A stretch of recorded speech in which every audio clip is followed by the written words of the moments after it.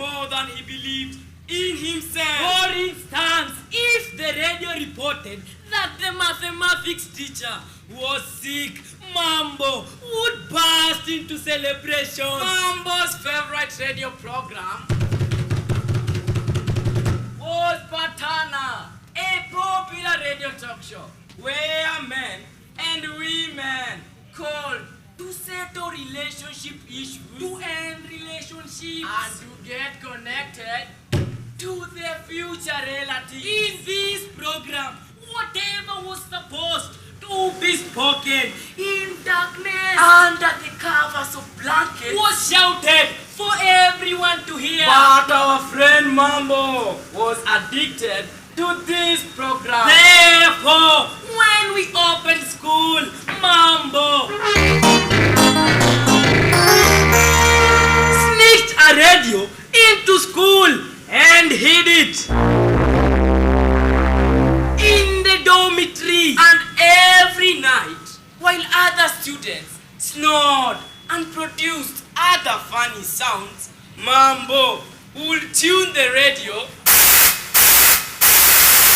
and listen to Patana show. One day, as Mambo was listening to the Patana show, there were trending stories of men who became successful after being connected to their future relatives. These stories triggered evil thoughts in Mambo's head. He wanted to be like those men, that he even dropped his ambitions of pursuing a career in medicine. He now wanted to be a career husband. That day, he walked near the staff room, and his eyes spotted Madam Zipporah. Madam Zipporah was the most professional teacher in school. Mambo worked hard and got her phone number. You see, he had sneaked a mobile phone in school. And at night, he called Patana Radio, asking to be connected to Madam Zipporah. he said, "Hello, Madam Zipporah. My name is Muhwasi. I want to be connected with you physically, scientifically, geographically, and chemically."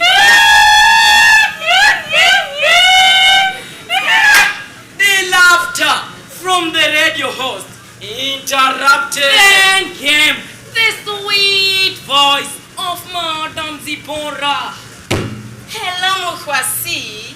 My name is Madam Zip, and I am happy to find you here. Mambo said in his heart, "Hapo basi." Itu kameivana. And the radio host said, "Muhwasi, Madam Zip, Patana, tuboa, fungua roho." Mambo, aka Muhwasi, composed himself and said, "Madam Zipporah, I like the way you teach geography. Especially that topic of hills and valleys." Then Madam Zipporah replied, Muhwasi, you will always be my favorite student, but I am married. Niko na bwana. Mambo replied, "Mke mwema si anatoka kwa bwana." The phone conversation was getting to the juiciest part when Madam Zipporah suddenly said, Muhwasi, right now I am down in the rugby field. Just sneak out of the hostel and come. My hands.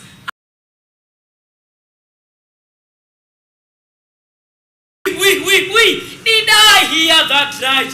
Mambo said to himself, his heart ran faster than Omanyala. On this particular night, he said something. The man and dashed rugby field. The emperor, the conqueror, the champion, the lion is here. But where is Madam Zipporah? He doubled the size of his eyes so as to see better. To be seen. Suddenly, a strong pair of cold hands grabbed him from behind. Mambo jumped up with fright, and as soon as his feet were back on the ground, he heard, "Eternal, are you playing rugby at midnight?" Walala! It was the principal, accompanied by Madam Zipporah. Mambo was confused that instead of scratching his head, he scratched the principal's head. Mr. Principal, this is the boy who has been bothering me. Madam Zipporah said, "Where did you learn this sewage behavior from?"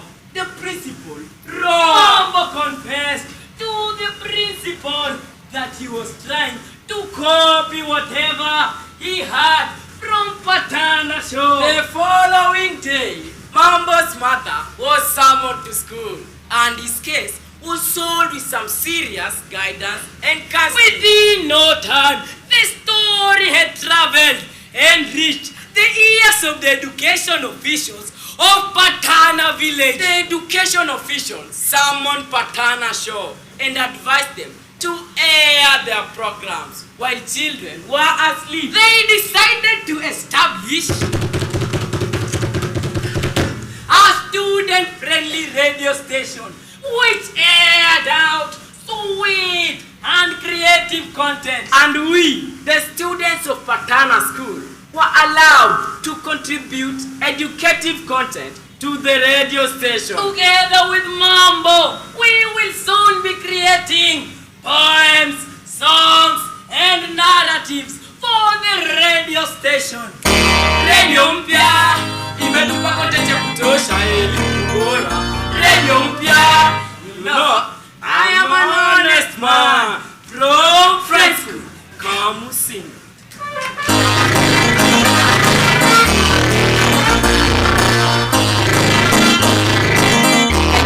Thank you very much, Friends School Kamsinga from Western Region.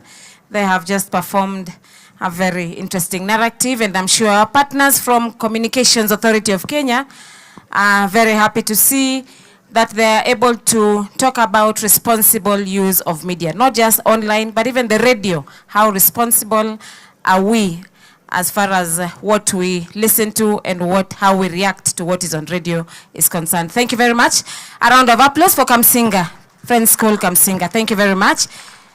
Next, we shall have a choral verse from one of our tertiary institutions in Coast Region, Shanzu TTC. Shanzu are going to do a choral verse. The script writer is Eric Milimo. It is directed by Hassan Karisa Katana and Ann Mugo, and produced by Dr. Peter Ekabo. I don't know whether he's in the house. Dr. Peter Ekabo, principal of Shanzu. Thank you very much. As they set the stage, allow me to invite the media team at the back for our screen items. Thank you.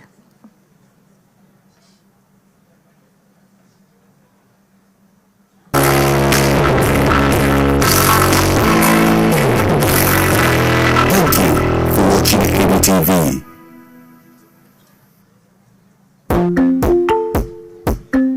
Education is key. Education to develop a nation.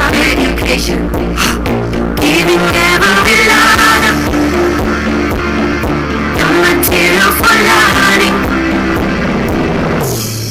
KICD, every state from ECD. KICD, shule na msingi na ya KICD. Mahitaji maalum na maalum. KICD, for your curriculum. KICD. The Kenya Institute of Curriculum Development, nurturing every learner's potential.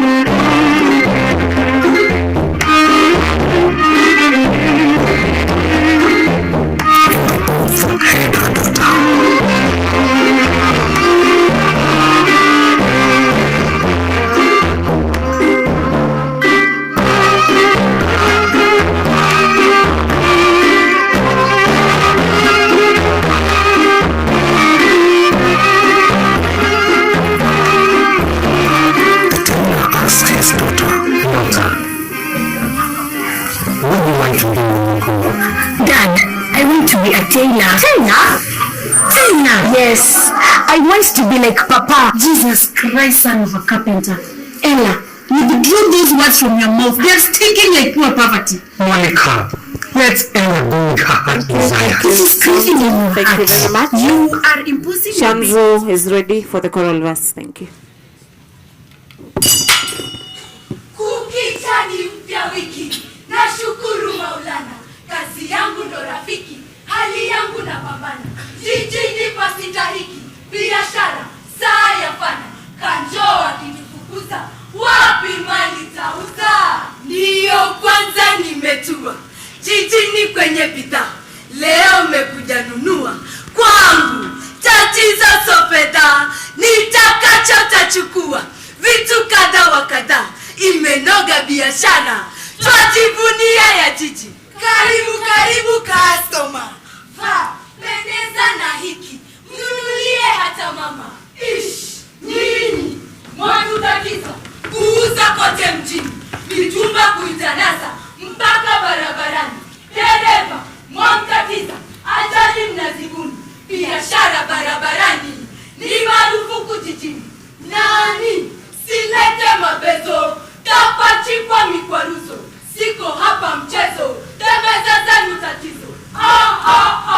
Sijuwa na matatizo, jijini kuwa mzozo, kamwe hatutaruhusu biashara barabarani. Usilete unafiki na watu kakosana, nataka yangu riziki, nisomeshe wangu wana. Wana walipiga teki, majukumu kayakana, kanjo akitufukuza, wapi mali tauza? Wewe mbona usikii? Unauzia njiani, kauzie marikiti, ondoka barabarani. Sheria sasa utatii, sijifanye hayawani, biashara barabarani ni marufuku jijini. Tetesi zenu za chosha, mbona mna mfarakano? Twaomba kuwajulisha, si vyema malumbano, biashara mwaishusha, kwa wawenu mgongano, twaacha mng'amue, uwaweni mzozani. Siingilie yasokuhusu, kwanza ya kwenda nyumbani, tawafanya mahabusu, musipo tusikizani. Shika, kamata, yolusu, takomesha kisirani, biashara haturuhusu kufanya barabarani. Mbona unanidhihaki? Maneno yasonamana, jiji halijamiliki, soko likapeana, acha tuuze malaki, kodi tupeane sana, kanjo akitufukuza, wapi mali tauza? Yako ukiyatangaza, hizo ni siri za ndani, kuuza tumekataza, barabara siyo sokoni. Sokoni na kuelekeza, tutauza na amani, biashara barabarani ni marufuku jijini. Ayayaya, ni wapi sasa tauza? Sifikwe nayo matata, barabara kutokuza, nakosa limetatiza. Onyo ni wapa la kale, barabara sitatize, kaona yetu kelele, kaona mtupuuze. Aliahidi gavana, nafasi tatupatia, pamoja tukaungana, kura tukampatia. Kipi kilichogeuka leo mwatufurusha? Jumatatu, Jumapili, kila siku mumbioni, limenigusa jambo hili, nyinyi kuchomwa juani, tawajengea pahali kweli, muuze kwa umakini, naomba kura zenu nitimize jambo hili. Wewe hadithi situletee, sisi hapa tuko kazi, yuwapi hakutetee? Kisa ni zake ahadi, biashara barabarani ni marufuku jijini. Kivita mwatukabili, riziki kitafuta, mwaijua yetu hali, katu hatuna matata, kitufanyia ufidhuli, nani atakayesikiza? Heka ni za nini? Mbona kelele mezidi? Nasikia redioni, watu wangu wanateta, hawa wamekosa nini? Mbona mwawapiga vita? Hawa wako askari, kwa kweli hawamiliki, wamejawa ujeuri, sisi kutudhihaki, tuamulia sufuri, hiyo kweli ni haki? Na Mola hili namba 1 kwa yangu mingi miswada, nikiwatoa njiani tawapeleka sokoni. Mola atakubariki, uwe ni mwema gavana, upunguze zetu dhiki, tusije laumiana. Sokoni tukimiliki, ushuru talipa sana, biashara tukimiliki, jiji litaimarika. Ugomvi utamaliza, mauzo yawe sokoni, na mji utaukuza, bidhaa ziwekwe ndani. Kazi ukitekeleza, sifazo utabaini. Hilo ndilo wazo bora, jijini kuwe imara. Shika tarimba tuchimbe, soko tupate ikumbe. Jenga kabisa pembe, sifanye tena uzembe. Leo sasa tujigambe, lotaka tushaibamba. Soko yetu tumeipata, wow! Mzozo tumemaliza, tamati tawapongeza. Njiani kuwe makini, miradi kuitimiza, kila mtu yukazini. Kiongozi tumpongeza, miradi kaisaini. Hiyo wazo bora, jijini kuwe imara. Mihemuko Shanzu TTCCU.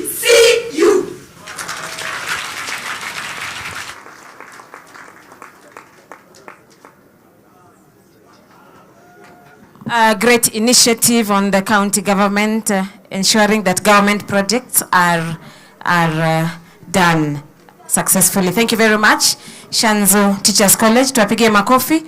That was Shanzu from Coast Region. And our last item of the day would be Friends School Kamsinga with a play. Friends School Kamsinga is from Western Region.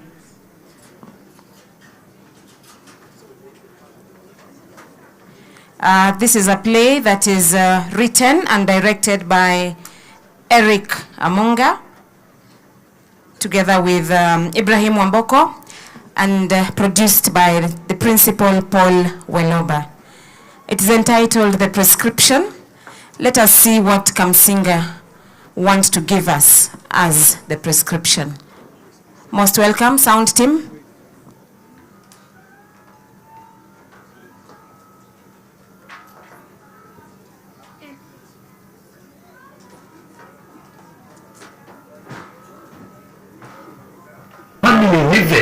We sleep and eat this dog music. Sleep? My lovely husband, who bought yesterday's dinner? It is you, my dear Batsui. My dear husband, who bought the bed and the mattress that you comfortably sleep in? It is you, my dear Bats. I tailored the bed sheets. My dear husband, who bought the cow that we milk? But I milk the cow. Barnabas, who pays school fees? Monica, it has never been my wish to have no money. These customers here owe me a lot of money. Look at my notebook. Kimani Mutura, 500.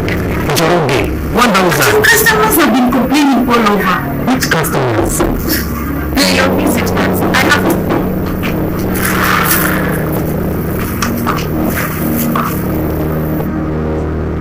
Fundi, I am not leaving here today without my cloth. Excuse me. Fundi, you are joking. You took my measurement last year. You told me to come in January, February, March, but today... Oh, Kamawa Rasio. I made your cloth long time ago. Let me get it for you.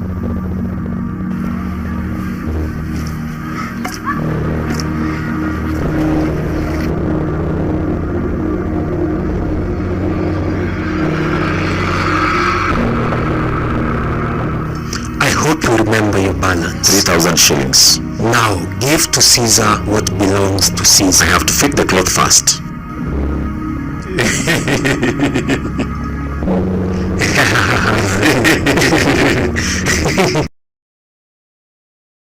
This is not what I ordered. Kamau, these are the measurements I took last year. How did I know that you would disappear then appear this fat? Then I'm not paying you. When now go ye and change your eating habits.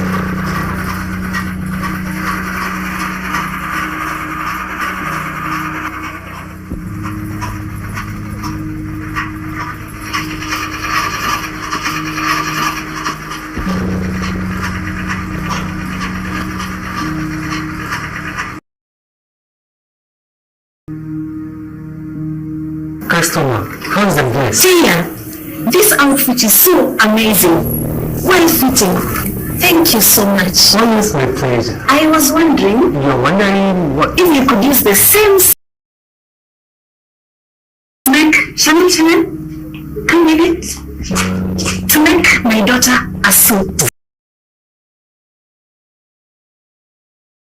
Outfit consumed 99% of the material. I'm afraid there's no material that remains. Oh, you're such an accurate tailor. I never go wrong with my measurements and estimations. Can I see myself in a mirror, please? Of course, this workshop is all yours at your service. And now, check yourself. Here you go.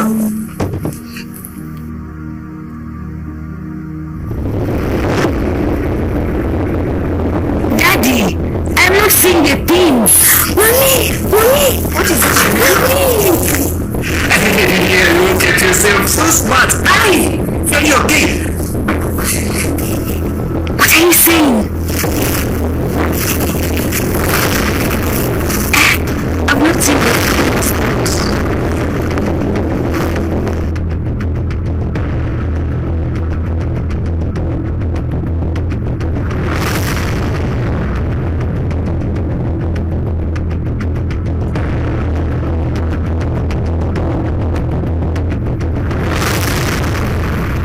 Is this also a mirror?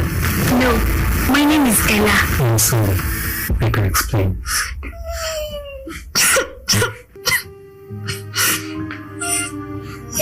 You have disappointed me. Because of you, my daughter cannot wear a suit. I'm not paying you.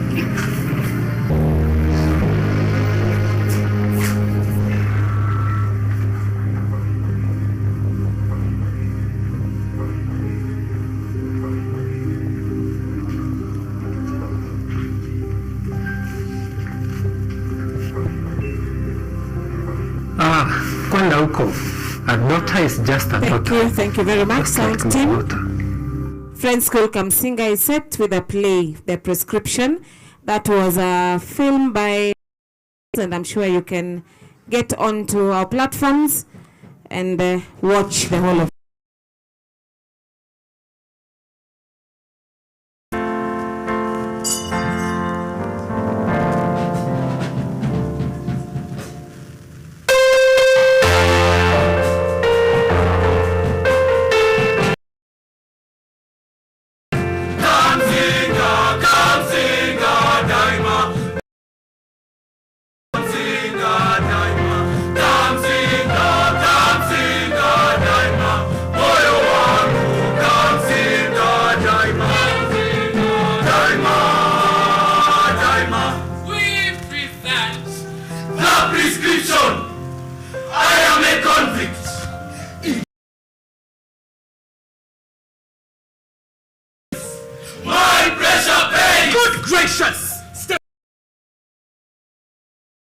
Why do you look like a common thief?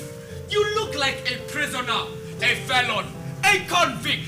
Father, I am a convict, convicted behind these walls, with nowhere to escape. Where did you get the alacrity with such pomposity? Don't be so quick to admonish him. Don't be judgmental. In pronouncing sober judgment. That doesn't give you the moral authority to call your son a hoodlum and a convict. This is my son. Ladies and gentlemen, I have pumped so much money into that pharmacy. My name is Apollo. I have been employed in this pharmacy as a pharmacy assistant. I am a professional pharmacy assistant committed to the safety of medicine. That is my husband.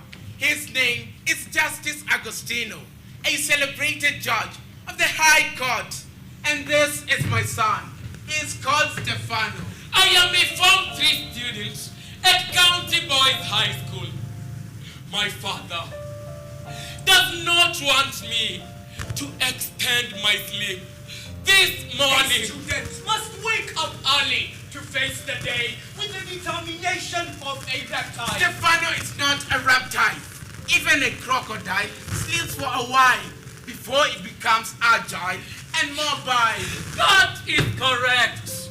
Father, don't you remember what my grandfather said? Agostino? Yes, my father. Stefano is still a juvenile. His brain is still fragile. Inadequate rest is volatile. It will turn his brain docile and make him see. Father, your sentiments are futile. Your pleadings are sterile. 90% of mental illnesses are due to degeneration of brain tissue because of poor wellness of the mind. Exactly. That is what my teacher of guiding and counseling says. This family is under my jurisdiction. I am the de facto authority in this house. Agostino! Father, It is absurd and ironical that you are displaying disobedience to my instructions. Agostino! Father, Enough! You are piling pressure in my head. I have a pile of court cases to dispense. Father, You are piling pressure in my head. I have a pile of prescription medication to dispense. Dispensing medication without a doctor's prescription will lead to your prosecution. Who are you? My name is Brutus. Brutus? I am a government inspector. I am here to inspect this pharmacy. But this pharmacy does not... 90% of street pharmacies sell medicine to minors. We don't do that here. You see? Do you see? This is one of the children to whom you sell unprescribed medication. This is my son. Your son? His name is Brian. He is the reason I cannot dispense medicine to children without... Medicine is poisonous. If mishandled, it should be kept away from The minors. safety of children is our priority. You are giving me too much pressure. This is the chemistry textbook that you wanted. But father, get out. Out! Brutus, please be considerate. No. If you shut down this pharmacy, how do you expect me to fend for my son? I am not a charity. I am Brutus, a government inspector mandated to close outlets that flout regulations. But sir, we are law abiding. this house has too much pressure. Stefano! Where are you going? I had requested my father if I could go and visit my grandfather. What are you talking about? Father, I miss my grandfather, his farm, his animals, his... You will visit him in December. But father, I did not visit him last December because he was sick. You promised me that I will visit him during this half-term break. There is no half-term break for a student. You must work hard. You must excel in your exam. But Father, I scored a B+ in my last exam. You must score an A. You must become a judge like me. When I am still alive, I will put pressure on the system to fix you in somewhere as a magistrate. But I don't want to be a judge. I want to be a farmer. Hey!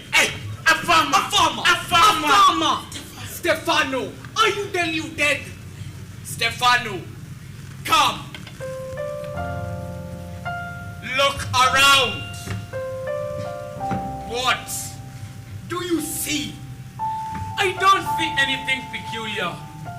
I don't understand the parable. These farmers are poor people. Farmers are not poor. My grandfather is not poor. Farmers feed the nation. I also want to feed the nation. You do not have the locust standee. Father, what is happening? My son, I am unable to stand. Father, is this what you call Locust standing. Agostino. He is breathing rapidly and sweating profusely. This is a blood pressure crisis. A blood pressure crisis. Hypertensive storm. A storm. Agostino, did you remember to swallow your medicine? Father, those court cases are putting so much pressure on you that you have become a convict of your work. That you forgot to swallow your medicine. Father, why don't you stay home and rest today? Your state of health is bad.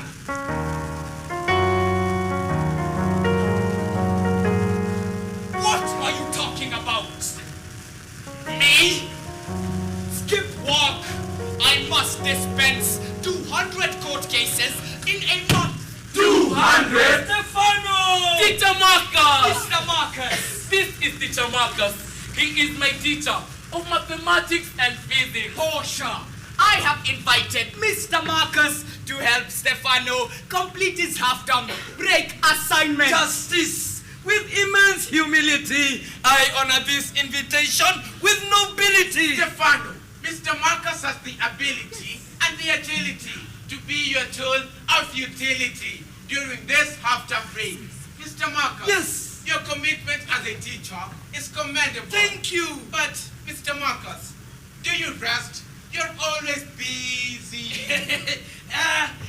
We teachers do not rest. We work tirelessly to build the nation. We unlock the hidden potential in students. Mr. Marcus, my son must score an A. The B+ he scored is unacceptable in this house. We apply so much force on his education. But he is like a faulty hydraulic system. The pressure we exert is not transmitted to his results.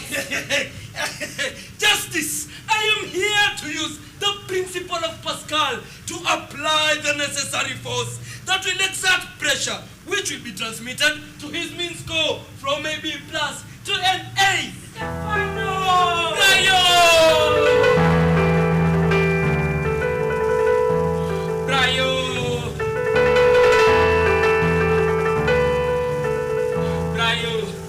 This is Brayo.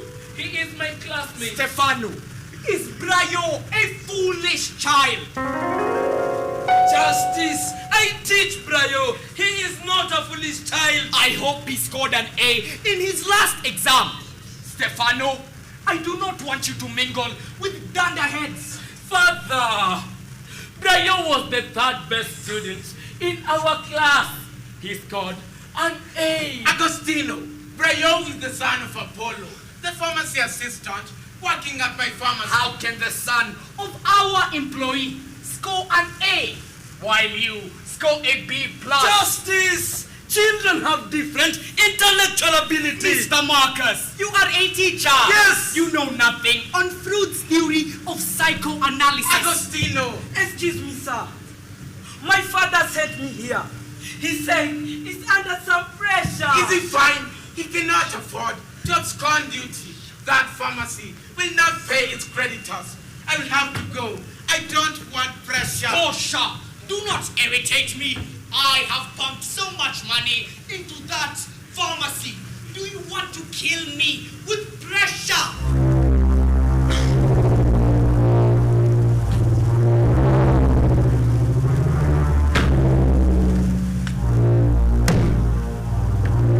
Stefano and Brayo, Newton's first law of motion.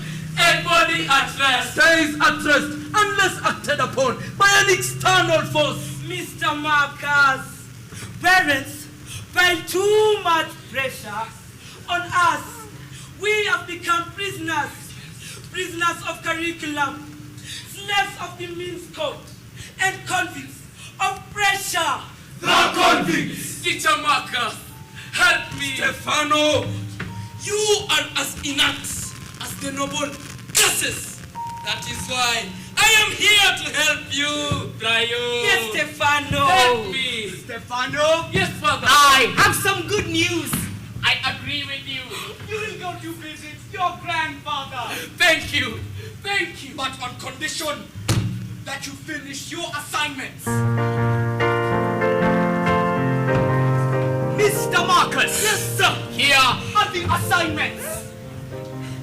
My son must score an A.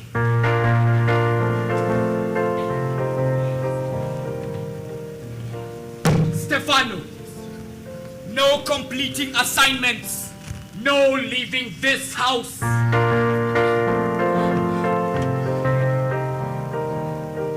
Brayo, help me. I also have a pile of assignments back at home. Brayo, Brayo. Stefano. Yes, sir. Stefano. Yes, sir. Take your assignment. What is it, Mr. Marcus? Mr. Marcus.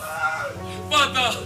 Father. Stefano. Hey, Mr. Marcus. What is the matter? I have a splitting headache. Father, this is locus standi. Stefano, you are not a lawyer. Mr. Marcus, do you need paracetamol? This headache does not listen to paracetamol. My head. I am seeing, my eyes have refused to see, and I can hear my ears. I'm not hearing. Headache. Mr. Marcus. No! This house has too much pressure. I cannot stay here. Hey, Mr. Marcus. Mr. Marcus. Mr. Marcus. Mr. Marcus. Mr. Marcus. Mr. Marcus. Father, can I prepare to visit my grandfather? No completing assignments. No leaving this house. But Father. Mr. Marcus. Father.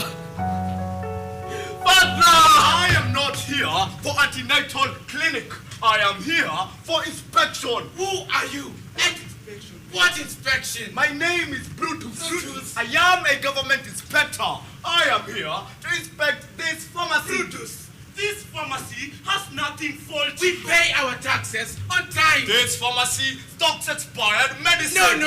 No. That is not true. That is malicious and slanderous. You don't have permission to come here and... Your empty threats infuriate my spirit. Brutus. Why are you brutal? Why is this counter here? Because it is there. Brutus, are you a traffic policeman? Why was this syrup on the floor instead of a cool, dry place? We are sorry, Mr. Brutus. We are sorry. Forgive us, Brutus. This is evidence that this pharmacy does not follow the procedures outlined by the Pharmacy and Poison Board. Brutus, you're overreacting. Applying too much pressure for nothing. Matayo! Stefano! Brayo! Stefano! Alfayo! Stefano! Antonio! Matayo! Waza! Welcome all to my father's house. My father is Justice Agostino. This house has many rooms. If it were not so, would I have called you here? Z! Come. Let me show you around my father's posh house. This house is like a doctor's prescription. Everything is arranged in doses. The prescription! What prescription? Are you playing tricks on me? With all due respect, sir, I cannot dispense medicine without a doctor's prescription. My head! Mr. Marcus. My head! Mr. Marcus. My head is busting! Headache! Can't you see that he is under pressure? He must teach my son. My son must score an A. I know Mr. Marcus. He teaches my son too. I have to prepare a lesson plan. Lesson notes. And schemes of work. All before the end of the half-term break. In addition, he must attend the teacher's induction. What did you call it? T-Mac, teacher, mentor, And coach. there is another big elephant in the room. What is the name of that elephant? T-Pad, teacher performance, appraisal and... Exactly. Unfortunately, Mr. Marcus, no prescription, no medicine. I am the de facto authority in this pharmacy. You will be prosecuted for professional negligence. And I will be sitting in court to make a ruling. Justice. I have not committed any crime. I am just avoiding unnecessary pressure. Malum prohibitum. Committing murder while hiding behind professionalism. Justice. I have a family. I have responsibilities.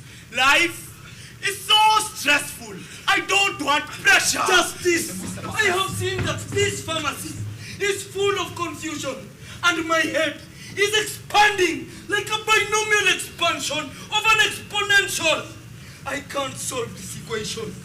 Let me just go home and die like a child with malnutrition. Justice, go to the hospital.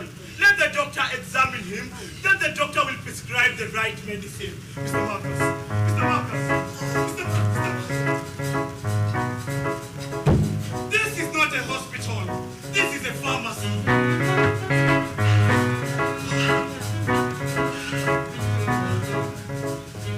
My goodness! This house is big! Wow! This house is like a castle. This house was designed by the best architect in the country. I wonder.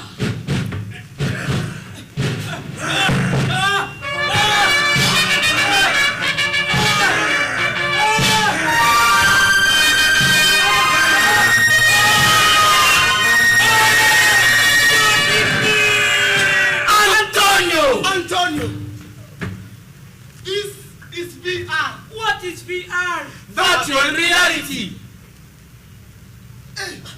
This one is lambistic. My father imported this one from Japan. Japan! He says that when I am bored, I can go for a journey into the virtual world of colors, images, and graphics. The graphics here are insane.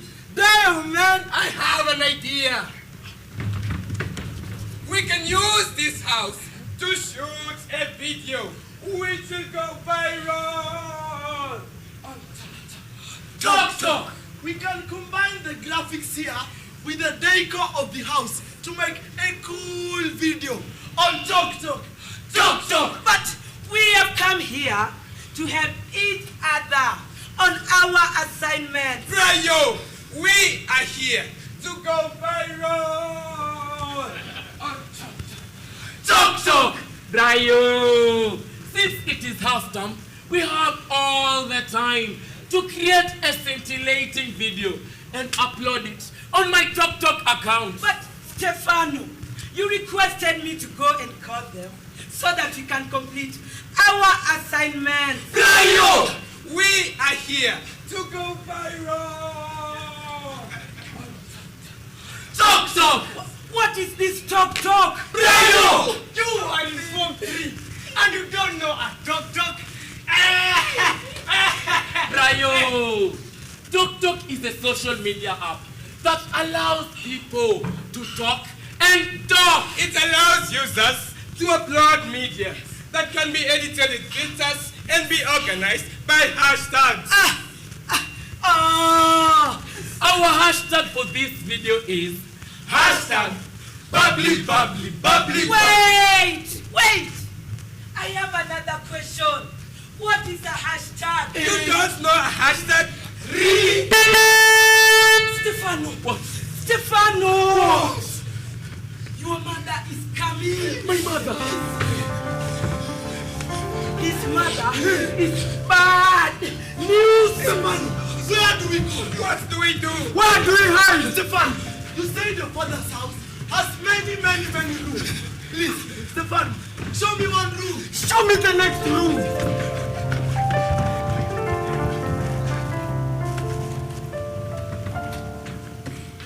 I am a convicted Home who is being crucified on a cross. Stefano, Yes, mother. did you say you're on trial on a cross? See, mother. See, I was just learning about cross multiplication of unknown variables in an equation. Oh, but where's Mr. Marcus? He went to the hospital for a prescription. A prescription? He had a splitting headache. His head was bursting from pressure. Pressure! A storm. Storm? Mother. Stefan, I want you to store this cough syrup in a cool, dry place. Keep it away from children. Where should I keep it? Do you want to put it on my head? Go ahead. Mother. You want to drink it? Drink. Ah. Stefano, do you want to swim in it? Swim. Become the best swimmer in the country. Mother. You can also cook it if you want. Mother. My father has already passed his value. You are now dispensing my extinct. I'm tired. I'm tired. Stefano! I'm tired. Stefano!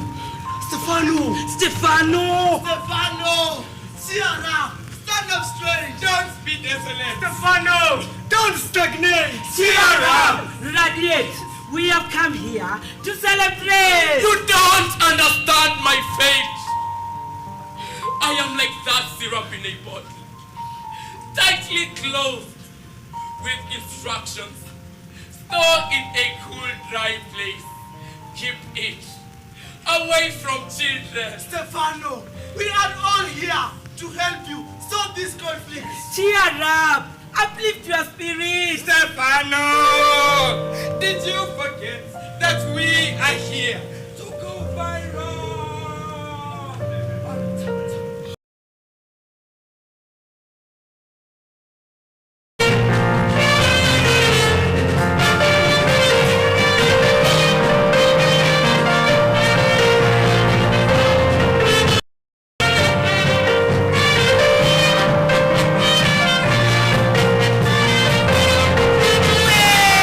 Wait.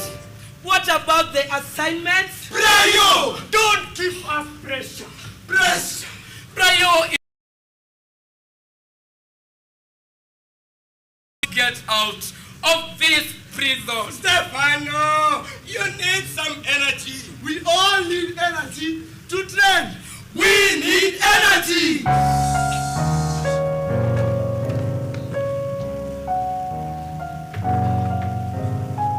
This is cough syrup. Cough syrup? It has ingredients which stimulate your brain. Hey! It fires up your dopamine. It makes you energetic. It has ingredients which will make our video trend. Bubbly, bubbly, bubbly, bubbly. Wait! Is this proper? Isn't it wrong? Antonio! That is cough syrup. It is harmless. Cough syrup is a harmless stimulant and a friendly energizer.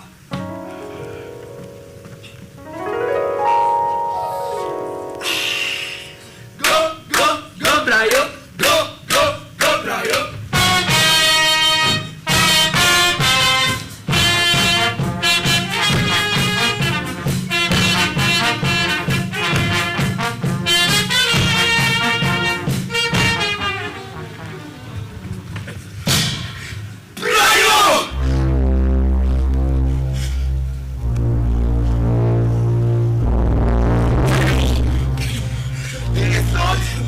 Hey!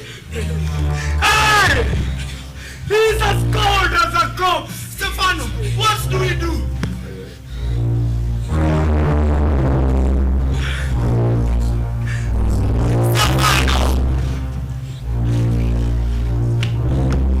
Matayo, do you see the tragedy that you have caused?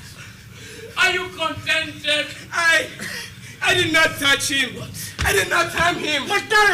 Matayo! You said that cough syrup will give us energy. I will not stand here when you tarnish my reputation. You are going nowhere. Wait! Yes. There is no escape. This is your skunk, and you must carry it. We are all in trouble. We will be jailed for murder. Wait. When my father arrives, we will all be in trouble. My father is an authoritarian judge. This place will be declared a scene of crime, and we will all be sent to jail. I will have to go. I don't want to jail. I do. Matayo should be held responsible. He is culpable and criminal. Do you expect me to stand here and act like a stone?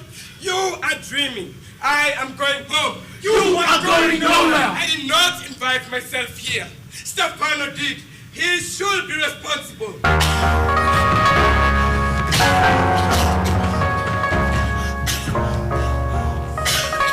He's bleeding.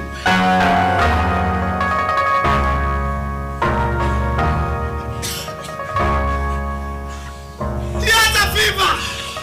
This is malaria. Stefano, is there any drug for malaria in your house? Which one? Amoxil and Brufen. But amoxil is an antibiotic. Shut up! When my mother has malaria, she buys amoxil and Brufen from the chemist.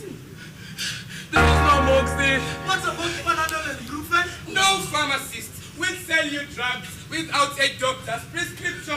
Matano! I buy Piriton and amoxil without a prescription.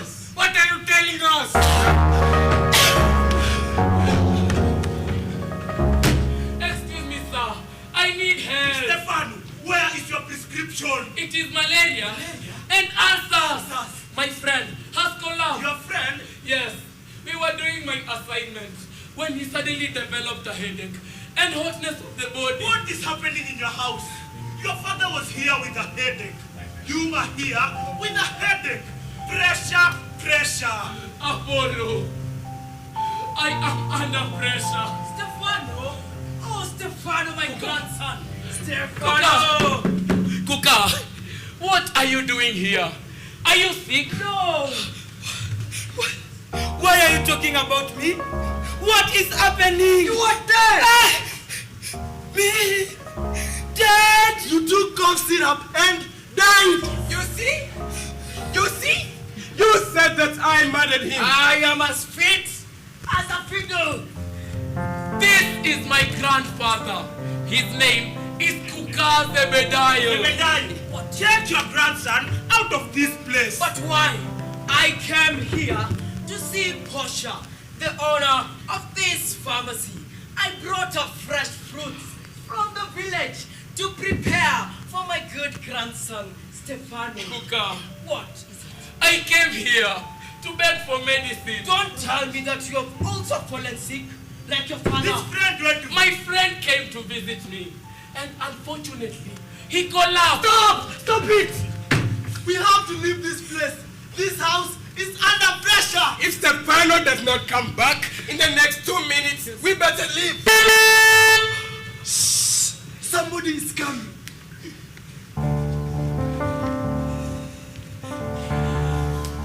You brought us here. Please don't shout. I will shout! Brian! You brought us here! Brian! It is illegal to dispense medicine to children. I am his guardian. Give me the medicine. I will ensure. Kuka, What is it, my grandson? I am not leaving this place. Why? Kuka, if you don't take me with you, I'd rather stay here the rest of my half-term break. Stefano, what are you talking about? Can we go together? I will convince your father to release you. No! My father's determination is final. He is like a prison warden, standing at the gates of prison with a whip, ready to crush any dissenting voice.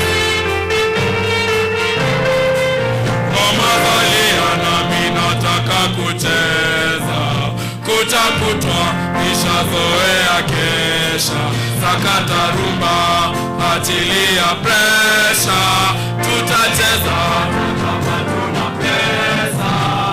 Kuka, Tell me, my grandson. I love your farm.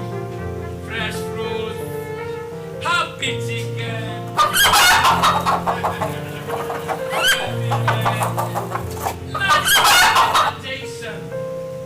But look at my posh home. Nothing is natural. The trees are artificial. Even the food is artificial medicine. The conversations are artificial.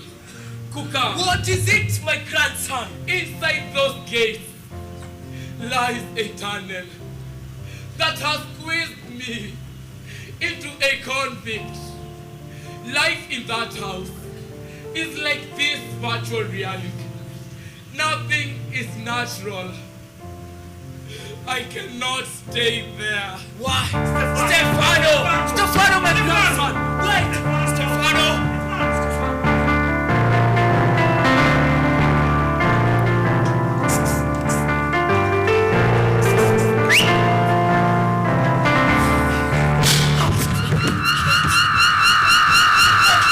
My goodness! Good gracious! This house looks like an abandoned junkyard. Uncle Agostino, I instructed Stefano to store this cough syrup. Agostino! Father? Agostino, my son! What are you doing here?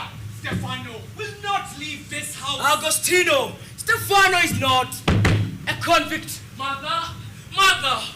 Father! Stefano, why in the name of mutatis mutandis is this house appearing like a compost? Father, I had invited my friends. What?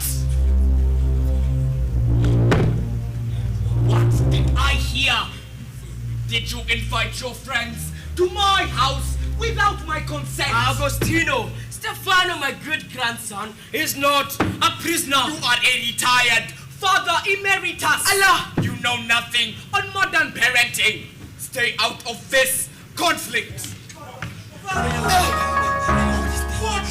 an embarrassment!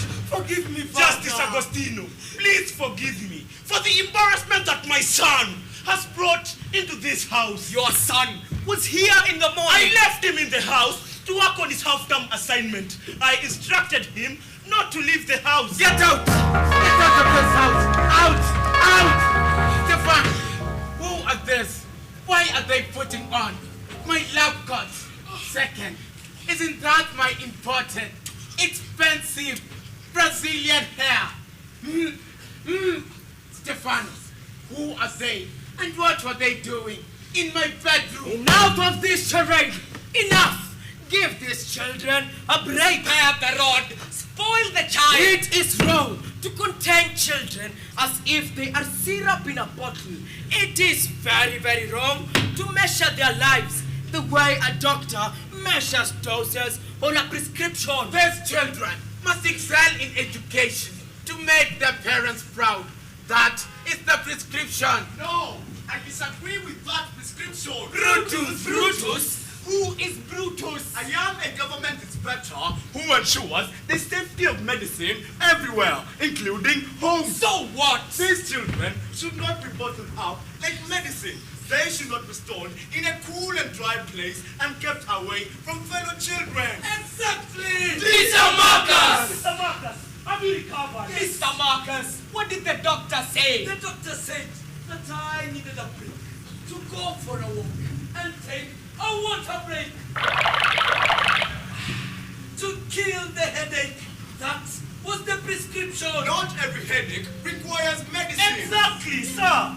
Sometimes all we need is just a break from pressure. Agostino, you cannot judge a fish by its inability to climb a tree. Oh yes, children need a break. They need adequate rest from pressure. Even my chicken have more freedom than these children. Mr. Marcus.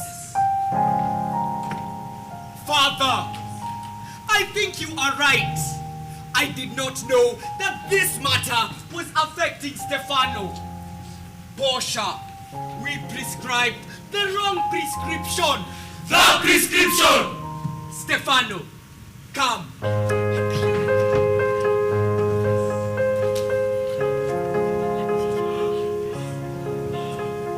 Go and take a break. Thank you. Thank you, Father. Kuka. Yes. Can I come with my friend? Why not? I have an idea. We can use your farm to shoot a video that will go viral on TikTok. TikTok. I will talk to their parents to allow you shoot your video. We all need to enjoy The prescription!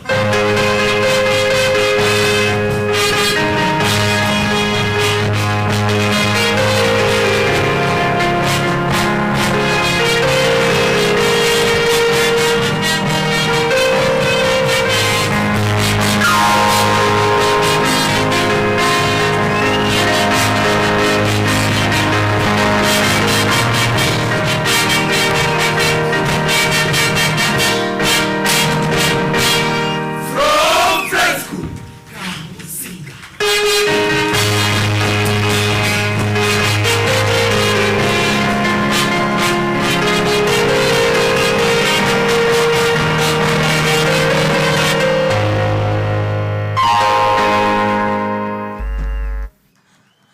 chief guest. Ladies and gentlemen, I'm sure now we have the prescription. We have the prescription. Let us not lock in the children. Let us not limit them. The possibilities are all over. Let us let them be children. Thank you very much for that prescription, Friends School Kamsinga from Western Region. Next, we shall have our hosts, this school where we are sitting, Kangari Girls, and they're going to do a cultural creative dance. It is a dance that highlights the challenges that members of the forces face when they go to duty. They are torn between managing their families and their commitment to duty. So their message here is teamwork across both genders, is key in fulfilling their mandate. Thank you very much. Kangari, as they said, we acknowledge the producer of this item, the principal, Madam Genesta Chalo. I presume she's with us. Yes, she's there. Thank you very much for supporting this team and producing that item up to this level. We appreciate the director, Milia Mwawera, and Victoria Nyaga. Karibu sana, Kangari Girls. Njamba Bururi. I hope I pronounced it well. Sound team, we can have a screen item. Welcome to this juvenile, members of the 4th Estate. My plight, please record as a large file, for this story holds my fate. Behind these juvenile bars that bar my life, all for Papa's joy. This agonizing uniform, front cover I will cover. My usual hustle, in the ghetto, out and about, in a rugged baggy multicolored t-shirt. My can I stretch out, hoping the dreams will times to an until. For these dreams, my daily meal, but still, there goes the bell that calls for my usual hustle. From school I have to leave, in my tattered uniform, book upon a book in my baggy bag, ready to walk out into the alley. Out and about, I peep in different directions. Home we walk, like twilight sunlight, disappear into the horizon. I hide at base, change my uniform, and wait for vultures to disappear. Greedily diving into my coach, my can I fetch, looking for this elusive coin.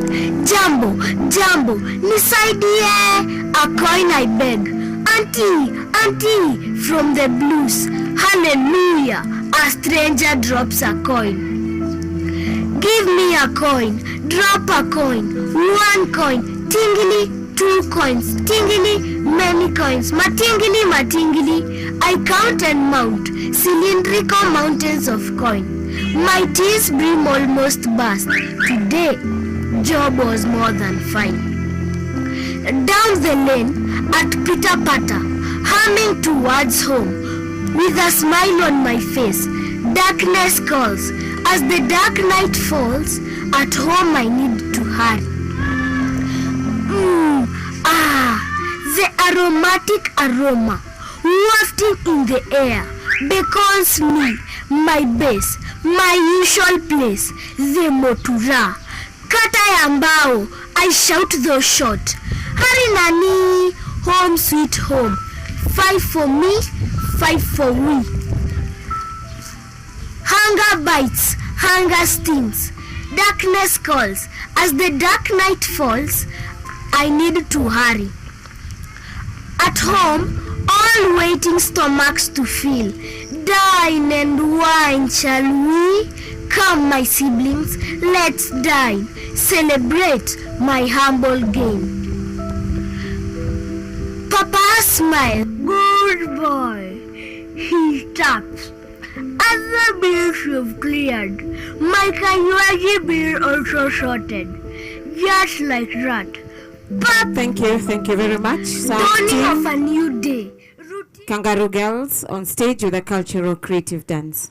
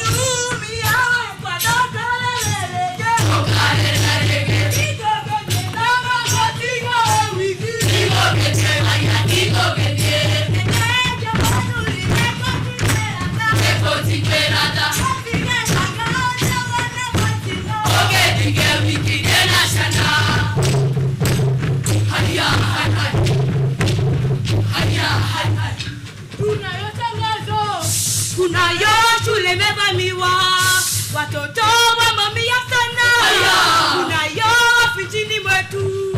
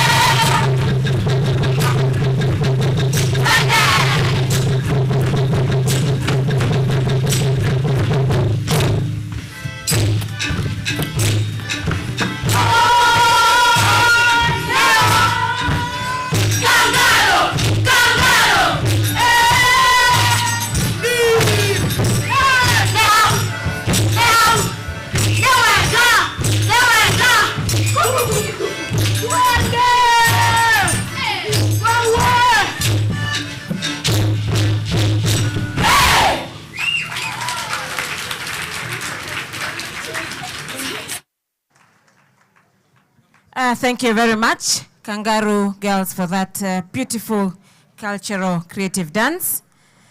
Our chief guest, the Deputy President, Your Excellency Rigathi Gachagua, together with our CS of Education, all lovers of drama in the house, ladies and gentlemen, students. That brings us to the end of our items of performance. Thank you very much for being a great audience. And let us give one round of applause for all the teams that have been on this stage. Thank you very much. This is just a sample of what we have had during the week. Allow me now to hand back the program to Emmanuel. Thank you.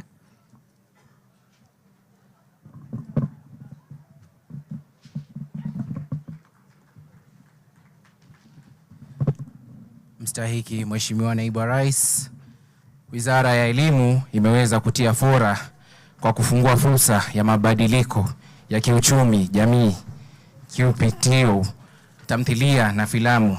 It's at this juncture, Your Excellency, sir, with humility that I may invite on stage Mr. CJ Odhiambo, Chairperson, Kenya National Drama. Tumpigie makofi tafadhalini.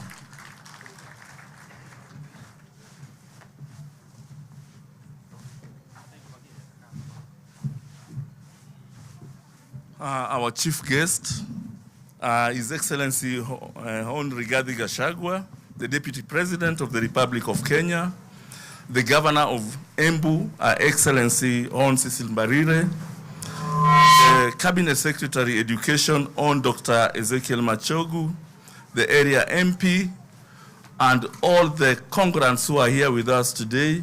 I say good afternoon. Mine is going to be very brief. I'm going to do two things. One, I'm going to express my gratitude, beginning with our Deputy President for coming here and staying with us for all these hours. We are extremely grateful for that. Thank you very much. I also want to express our gratitude to our partners who have made this possible. We have a number of partners. We have Kenya Revenue Authority. We have Communication Authority of Kenya. We have Kenya Universities and Colleges Central Placement Services. We have Kenya Cultural Center. We have Anti-Corruption Commission that has also helped us. We have Brook, what we call Brook East Africa, and others. Yeah? And the Sports Fund, which is our main funder. Then I want to give special mention to KICD for enabling us to implement the presidential directive on tree planting. The CS will give details of that, of how many trees have been planted and all that. I also want to point out more specifically the support that has been given by KICD again on the tent that we are using here, the stage that we are using here. So we can give KICD a hand of applause for enabling us to have this kind of performance space that will enable our learners to become more professional and therefore be able to monetize their talents. I also want to express my gratitude, very strong gratitude, to the county governor and the deputy of Embu for all the good things that they've done for us. They've been quite hospitable. They've made us really feel comfortable. And a number of us have been saying that they don't want to go back to their counties. They want to remain in Embu. I don't know what they will be doing if they remain here, but that is for them. And then finally, I want to appreciate the Kenya Cultural Center through Talanta Hela for offering 10 scholarships for our best performing artists. Can we give them a clap? The next thing that I'm going to do is to recognize those whom we've worked with and made this a successful festival. I want to first and foremost recognize the regional organizing committee. If they are somewhere here, they can stand up to be seen. The members of the committee, regional. I think they're somewhere there. Yes, Okwacha is here on behalf of the regional committee. And I now also want to recognize Your Excellency. I want to recognize, I've loved to come in front here and be seen and say their names, but I think because of time, we will simply recognize them. So I'll ask all the adjudicators to stand up. To be chief guests, those were the people who selected the items that you have seen here. They have been very fair, quite objective, and as you know, a work of art is extremely subjective. You are a student of literature, so you know that. So it's not an easy task. Thank you very much, adjudicators. And now I want to recognize my committee members. I hope that tomorrow, on Thursday, during the state concert, we will be allowed to introduce them individually. So many of us don't get seen on television, so that is the only time they might get seen on the television. So can we be upstanding to be recognized? Thank you very much. Thank you very much. There's also a team that has really helped us that I also want to recognize. And this is the team of our announcers. Can you also stand up to be recognized? Thank you very much. And I want to take this opportunity to thank all our learner artists who have made this possible, as well as their trainers who are our teachers, for the good work that they've done to enable us have this kind of a successful festival. So without much ado, Your Excellency, I want to call upon the Cabinet Secretary Education to take over and make his remarks and invite you. Thank you very much, and God bless you all. Thank you. Yeah, thank you, Your Excellency, the Deputy President of the Republic of Kenya, Her Excellency, the Governor of Embu County, the members of Parliament here,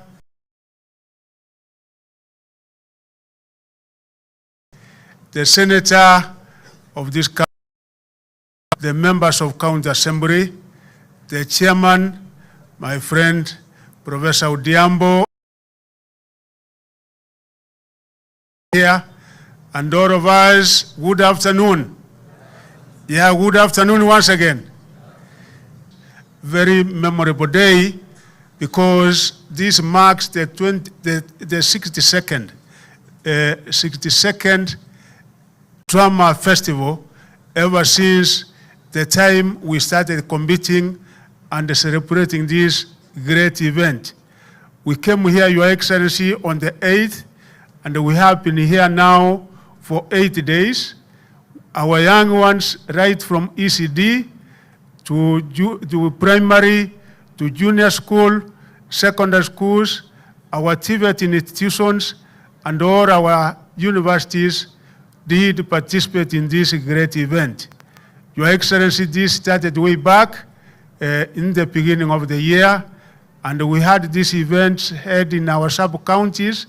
We also had competitions in each and every county, and all along, we also had competitions in our 9 regions, and those who were selected from the 9 regions are the ones who made it to this particular national event.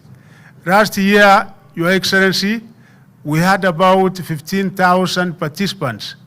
This particular year, we had over 23,900, with a record number of vehicles, which were about 354. All of them were here in the great city, in the great county of Embu, and indeed, the entire county of Embu was yellow for the 1 week. We thank the people of Embu, Your Excellency, for their generosity, for their welcome, and their hospitality. We want to extend our very sincere thanks to His Excellency the Governor and also the Regional Commissioner, plus the entire security team for what they were able to do during that entire period, because we never experienced any such problem. We never experienced any single incident. And Your Excellency, we thank the Almighty God because so far, as they traveled here, we never had any single incident in our roads. Also, as they traveled back, for those who have traveled back, we also did not have any single incident in our roads. And we are hopeful that even as they travel back after Thursday, we will also be safe on our roads. Your Excellency, the number of participants, as I've said, were 23,000, out of which 58% were girls, 42% were boys, meaning that in this particular area, the girl child is actually doing much better compared to the boy child. And we hope moving forward in other years, our boys will also improve and do better so that they compete, so that we can be able to have gender parity, 50-50, boys also to come up in this particular national event. Your Excellency, again, from our experts here, adjudicators, they have said that the performance in this year was much better than all the other years. Meaning there is an improvement in each and every year. And this has been done, Your Excellency, because of the support of the government of His Excellency President William Ruto and yourself as the Deputy President, because as far as funding is concerned, Your Excellency, we have had a lot of support from government, and indeed, you have been able to give a lifeline to these young people. And also, Your Excellency, taking into consideration that you have established a ministry that is responsible for this, so that our young people now can be able to emerge from here and get to the international stage. What we are also telling them, Your Excellency, is that now in CPC, performing art, sport science and performing art is part of our curriculum, Your Excellency, and as directed by yourself and His Excellency last year, to KICD, we have gone ahead to operationalize that to make sure that we monetize and commercialize this. So, Your Excellency, we undertake as a ministry that we will be able to do our best, indeed, to take this to another level.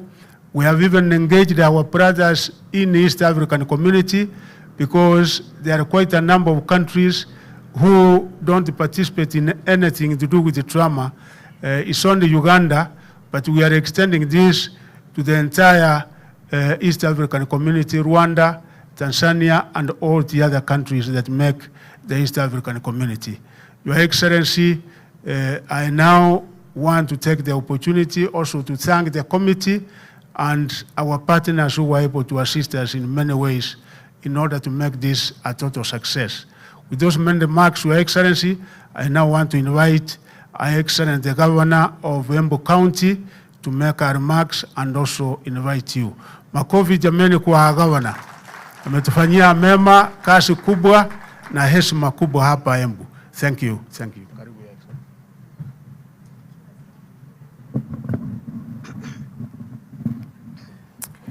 Thank you very much, Your Excellency, the Deputy President of the Republic of Kenya, Honorable Rigathi Gachagua, our CS for Education, Honorable Machogu, His Excellency, the Deputy Governor of Embu County, Honorable Kenywa Mugo, Senator Embu County, Senator Mundigi, the Area Member of Parliament, Honorable Mukonji, all other members of Parliament from Embu County and outside of Embu County, our Secretary General of the UDA Party, Senator Malala, Chairman of the Kenya National Drama and Film Festivals and the Executive Committee, the CEOs and directors of state agencies, and all the sponsoring partners here present, members of the Embu County Assembly, led by the Majority Leader and the Deputy Speaker, the CECs, Chief Officers, and other officers of Embu County Government, principals, teachers, our esteemed students, good afternoon. Good afternoon once again. Ladies and gentlemen, Your Excellency, I'm very, very delighted this afternoon to join you all as we come to the end of the 62nd Kenya National Drama and Films Festival. Your Excellency, we've walked a journey with the National Organizing Committee since they paid a courtesy call to my office and presented their asks to the Deputy Governor Embu County. Your Excellency, I was delighted to officially open these festivals on Monday, the 8th of April, 2024, and I'm glad to report that as a county, we've been able to support these important festivals with all the requests that the National Committee presented to us, including the provision of water, working closely with the county commissioner to provide security, ambulance, and medical staff, and also we did donate some trophies to this important event. To keep the spirits high, Your Excellency, and you have always challenged me that it is important to be generous, we had a dinner for the teachers on Friday where we ate together, and I'm also happy that later on I saw some of them in an event that was a bit social, and they really enjoyed themselves in this great county of Embu. I'm happy, Your Excellency, to report that we have not had any incidents since our visitors came. And as you heard, we have had over 23,000 students in this county.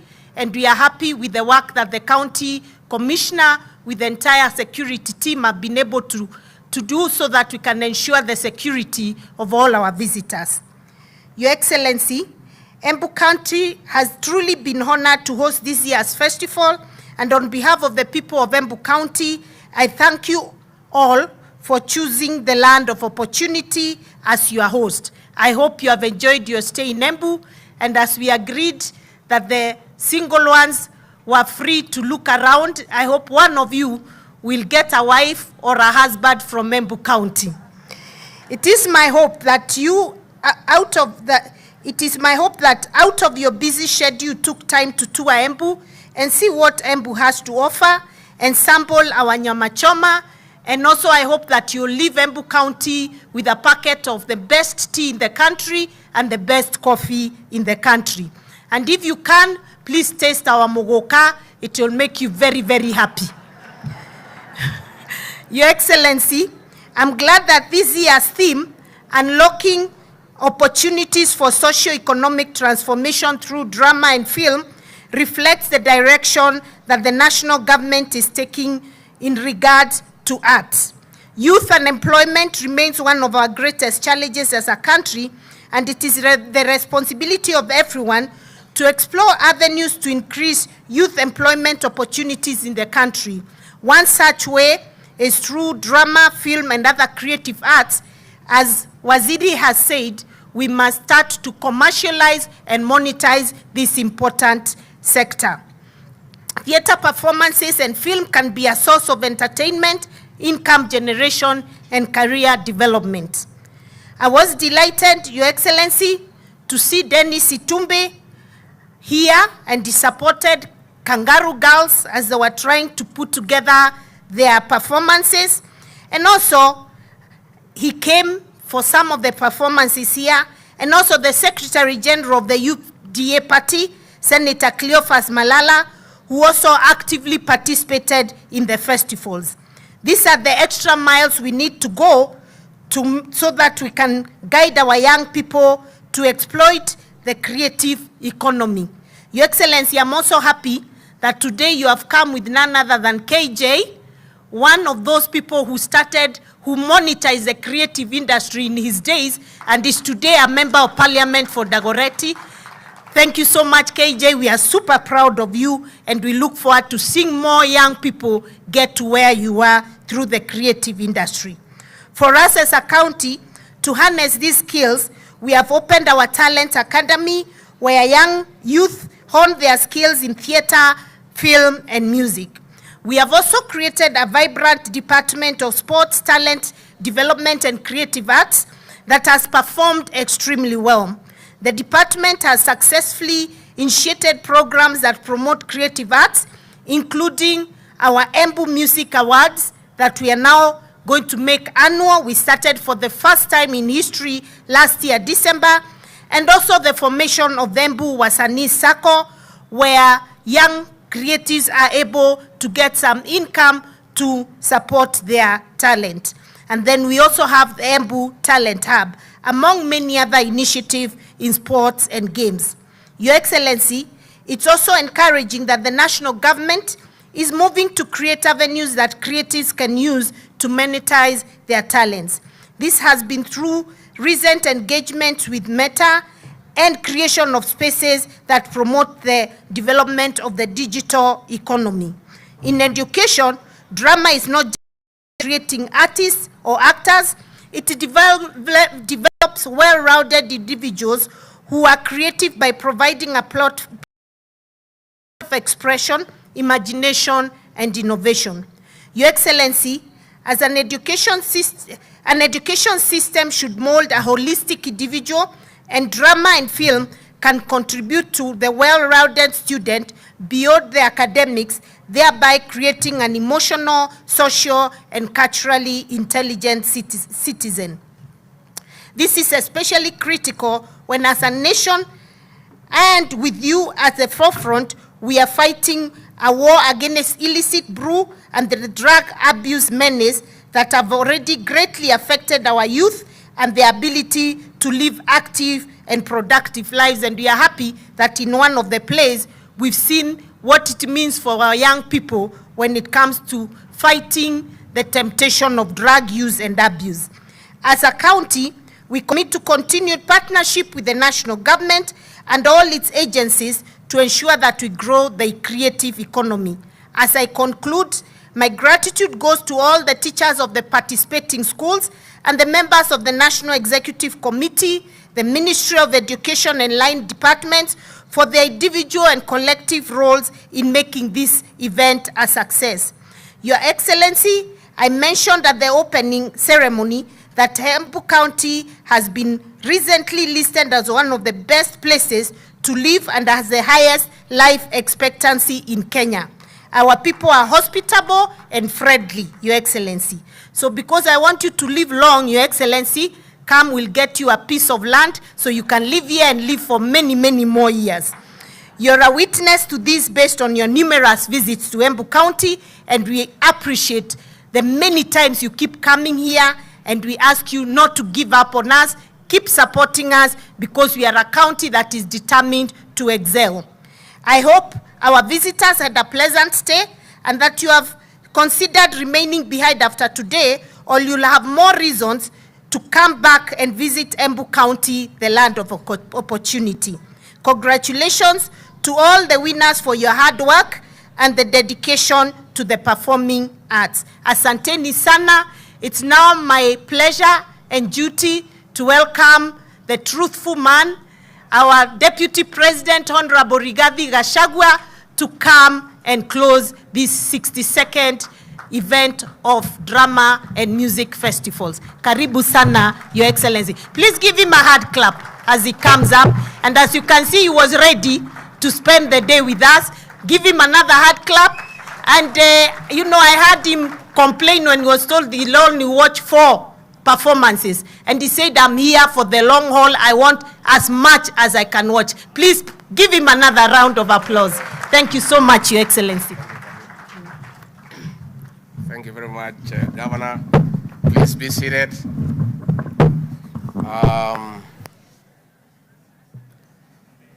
The Cabinet Secretary for Education, Ezekiel Machogu, who was my boss in our earlier life, now I'm his boss. Inakuanga namna hiyo. The Governor of this great county, Your Excellency Honorable Cecily Barire, the Senator of this great county, Alexander Mundigi, of course, our young, youthful Member of Parliament for Manyata, Gitonga Mukunji. I have many other leaders here. The Chairman of the Kenya National Drama and Film Festival, Professor Christopher Othiambo, distinguished judges and adjudicators, esteemed teachers and students, good afternoon. It is exciting to join you for the 62nd National Drama and Film Festival here in Embu County. No doubt, I have enjoyed potent performances from Kenya's finest, vibrant and energetic students. We have talent. I'm deeply impressed by the infinite creativity of these youngsters. The creativity is highly thought-provoking. Distinguished guests, esteemed teachers and students, the creativity displayed over the past week has been top-notch. The themes featured are spot on. They mirror our society. Particularly, I'm inspired by how the pupils and students have effectively captured issues that the family unit is facing. Sexual and other forms of exploitation of children, both girls and boys, domestic violence, illicit abuse, drugs and substance abuse, a menace that has shattered the family and societal structure, have stood out in this festival. The poisonous, destructive brews and drugs, sadly, have permeated our learning institutions up to primary schools.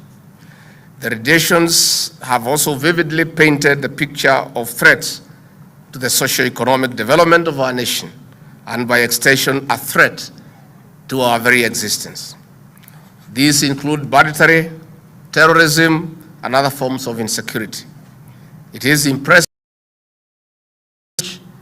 and its impact have also prominently featured. The youngsters go further to suggest solutions. We have heard you. We are taking resolute and definite measures. Distinguished guests, esteemed teachers and students. Girls are children. They must be in school, not in marriage. Not working as laborers. Any form of exploitation of our children, need the public to work with us in highlighting such crimes for swift action. In a reflection of contemporary Kenya, people are under immense pressure to perform and join careers considered colorful and high-flying. But the creative industry is another powerful avenue to earn a dignified life and a vehicle to unlimited success. Examples of this success are right here. The Honorable John Kangari, KJ, and a name from stand-up comedy, that festival. The Honorable Cleo Malala, the former senator of Kakamega County, and the Secretary General of the ruling party UDA, is a household name in the annals of drama festivals. Senator Malala is a prolific scriptwriter with footprints in this year's festival. The Honorable Felix Jalas, the MP for Langata in Nairobi, is a self-made up comedian. And from the streets of Nairobi, he now sits in the National Assembly. This is how he made his way to fame. Distinguished guests, esteemed teachers and students, these drama and film festivals therefore allow us to identify, incubate, and prune potential talent to the highest yields. It is the epitome of CBC system, where a gifted student in the creative is supported to focus on strengthening their talent to full exploitation. I'm glad that the organizers of this festival have introduced a unique category for junior school. We look forward to more fresh threads that will enrich the festival. Distinguished guests, esteemed teachers and students, we are excited to ignite the creative economy, a sector that was neglected despite its vast opportunities through the Talanta Hela initiative. I'm glad to note that the theme of this year's festival is unlocking opportunities for socio-economic transformation through drama and film. The creative economy contributes 3.1% to the global GDP, with the cultural and creative industry absorbing more youth between 15 and 25 years, the same age bracket as most of those in this auditorium today.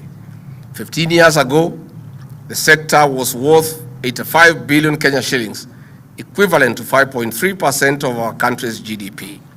Riding on this potential, the government aims to doubling the earnings. We are promoting and protecting the industry against predators benefiting from the sweat of our artists. Already, the Ministry of Education and KICD have rolled out monetization of drama and film festival content through YouTube and other channels. And this is substantial progress. Distinguished guests, esteemed teachers and students, on this note, I congratulate you all for planting more than 20,000 trees during this year's Drama and Film Festival.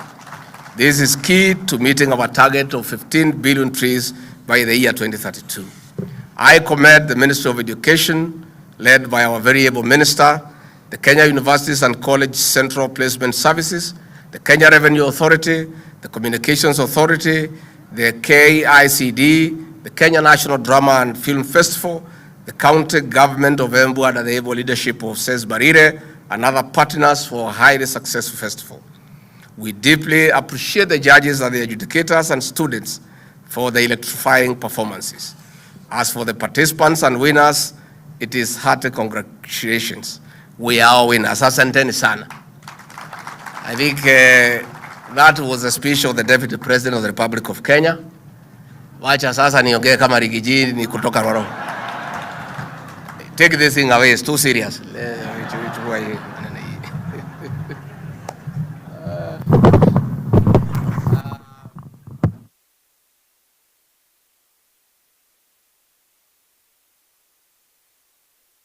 Wasanii na walimu na kila mtu hamjambo. God is good and all the time. The chairman, Professor, was thanking me for being here. Professor, you are wrong. It is me to thank you for inviting me here. Because Fred School comes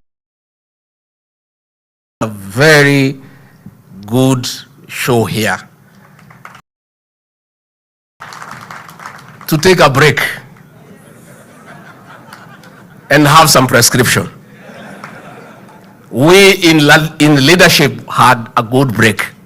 Those 3 hours, you don't know what you have done to our minds and soul. And that performance is what all leaders and businessmen and everybody must learn from. You must take a break. Life cannot be that serious. It's good to be serious in life, but not too serious. Don't take things too seriously or too lightly. Ukuwe tu hapo katikati. So we have really enjoyed the performances, and we are very grateful and indebted to the organizers and those who performed before us, and even those who did not perform before us. Our minds feel good. We have laughed, we have clapped, we have really enjoyed ourselves, and we are really impressed by the talent, by the creativity of our young people. I want to say this is a very great resource for our country. The creativity of our young generation, the ability to transform ideas into a splendid performance. Mimi nataka niseme asanti. Nimelete salamu ya President wetu Dr. William Ruto, na ameniambia hata yeye he wants a break. He is waiting for you on Thursday at Sagana State Lodge to come and perform the winners concert. I have not had enough, I'll also come. Nitakuwa hapo hata mimi na rais. We need a further break. Hii maneno kama inawezekana kila mwezi tutakuwa tayari. Najua haiwezekani, but we'll see what to do. I want to say the adjudicators, I've been in this space before. Myself, I'm a student of literature. I studied theater arts at the University of Nairobi under the patronage of the late Waigo Wachira. And I love drama. I love the creative space. And I have seen the performances here, and I must say the standard is very high. As a trained adjudicator, as I sat there, I was presentations, the costume and decor, the paces, the tonality, and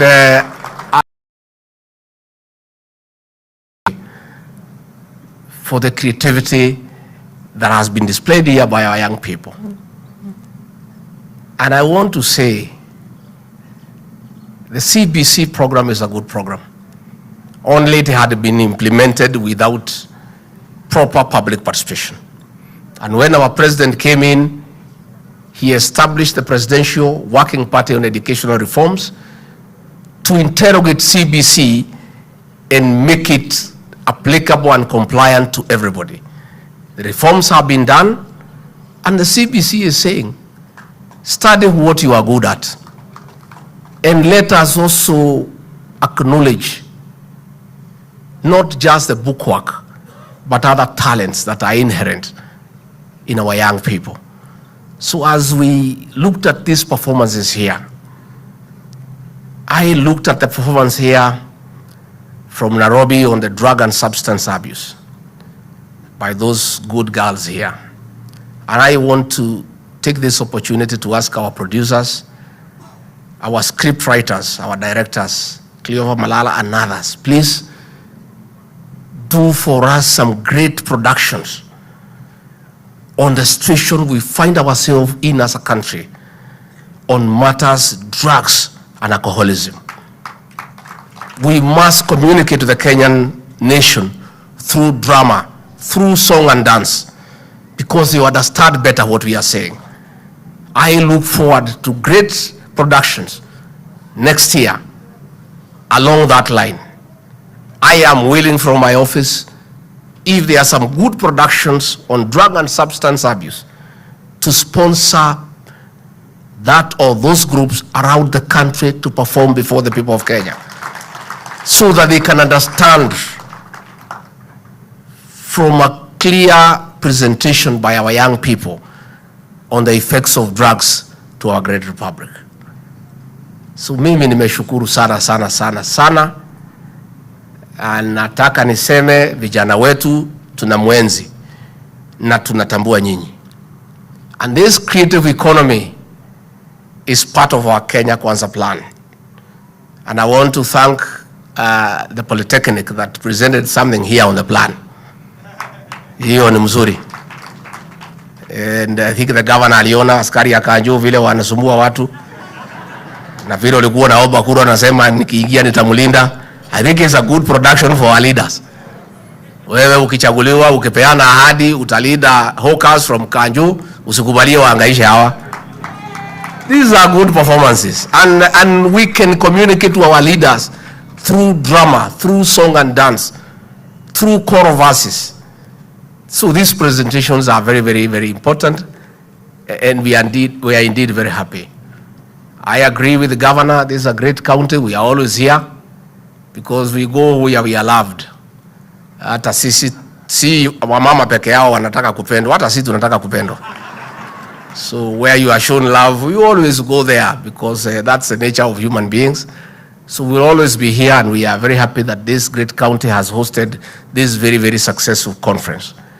I came with a team of young leaders whom I want to introduce to you because it's important that I do so that they can encourage you, our good young people, that one day, with hard work, you can be a man or woman of substance. Some of us, if we gave you our journey to where we are, you would be in shock. We came from nowhere. Nobody knew us. Nobody had any idea we could be anybody. Everybody wrote us off. But here we are today, praying to God, sheer determination and being focused. I want to encourage our young people to aim high, to dream big, and all dreams are valid. Please dream and dream big. Let nobody stop you from dreaming. You can be anything that you ever want to be, not just in this country, but across the world. So our young people, we want to encourage you. I have seen beautiful dances here by Kangari Girls, and we are very, very, very encouraged. We are very, very, very encouraged by what we have seen. The first performance by that little girl, Rafiki ya Dadi, the tablet, simu. Our homes are lost. Mzee anaingia ako na simu yake pande ile, mama ako na yake pande ile, watoto wako nayo, kila mtu is in a different world, and all of them are in the same house. That was a great performance.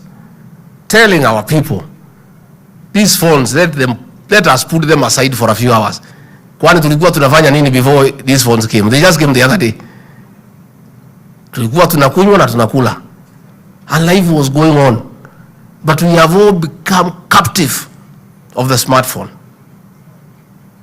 People don't talk to each other anymore. Children are lost in the house. Everybody is busy on the phone. People are having meetings, different meetings in the same room. Everybody is in his own or her own world. That was a splendid performance by that young girl. The first performance we saw here is a reawakening call to us as a people. Much as technology is welcome, much as we want innovation, much as we must catch up with the world of internet and online space, we must remember that we are Kenyan people, we are Africans, we are families, we have our way of lives. You must sit by the fireside and tell folk tales to your grandchildren. Sasa wataambiwa na nani? Shosho ako kwa simu, uka ako kwa simu, baba ako kwa simu, watoto iko kwa simu. Where are we going as a country? Hii simu tusipochunga itakuja kutuhangaisha. It is a good thing, it makes life easy, but let us not be slaves of the smartphone. And that was a splendid performance. I really enjoyed it because I did a reflection on what is happening in our society. And that little girl captured the situation very aptly. That the father is a friend of the phone. The daughter is asking for love and compassion from the father. But the father is afraid of a gadget. Mtoto anakaa pale analia, anadi, nataka kukuona, ambia wewe achana na mimi, ako na rafiki yake hapa. And all those performances that we saw here. I wish I had time the whole week I would have been here just to appreciate the communication from our young people to society. That communication is very strong. I have learned a few things. I have no doubt in mind as I live here, I'm a better person. There are a few things I have picked. I hope you have also picked something. Wale muko na masikio, musikie. Wale vichwa ngumu ni sawa, there's nothing we can do. Sasa hawa watoto wameongea, they have communicated to us. Umeona mtoto denying her own brother, anasema ni mtoto ya mate because hako na condition. When we have children in our homes who have a challenge, you hide them. You don't want neighbors to see them. When your brother dies from alcohol, you don't want to disclose. You want to lie to people that there was no problem. He enjoyed a good life of health until some little complication. Alikuwa mulevi for 10 years. We have seen.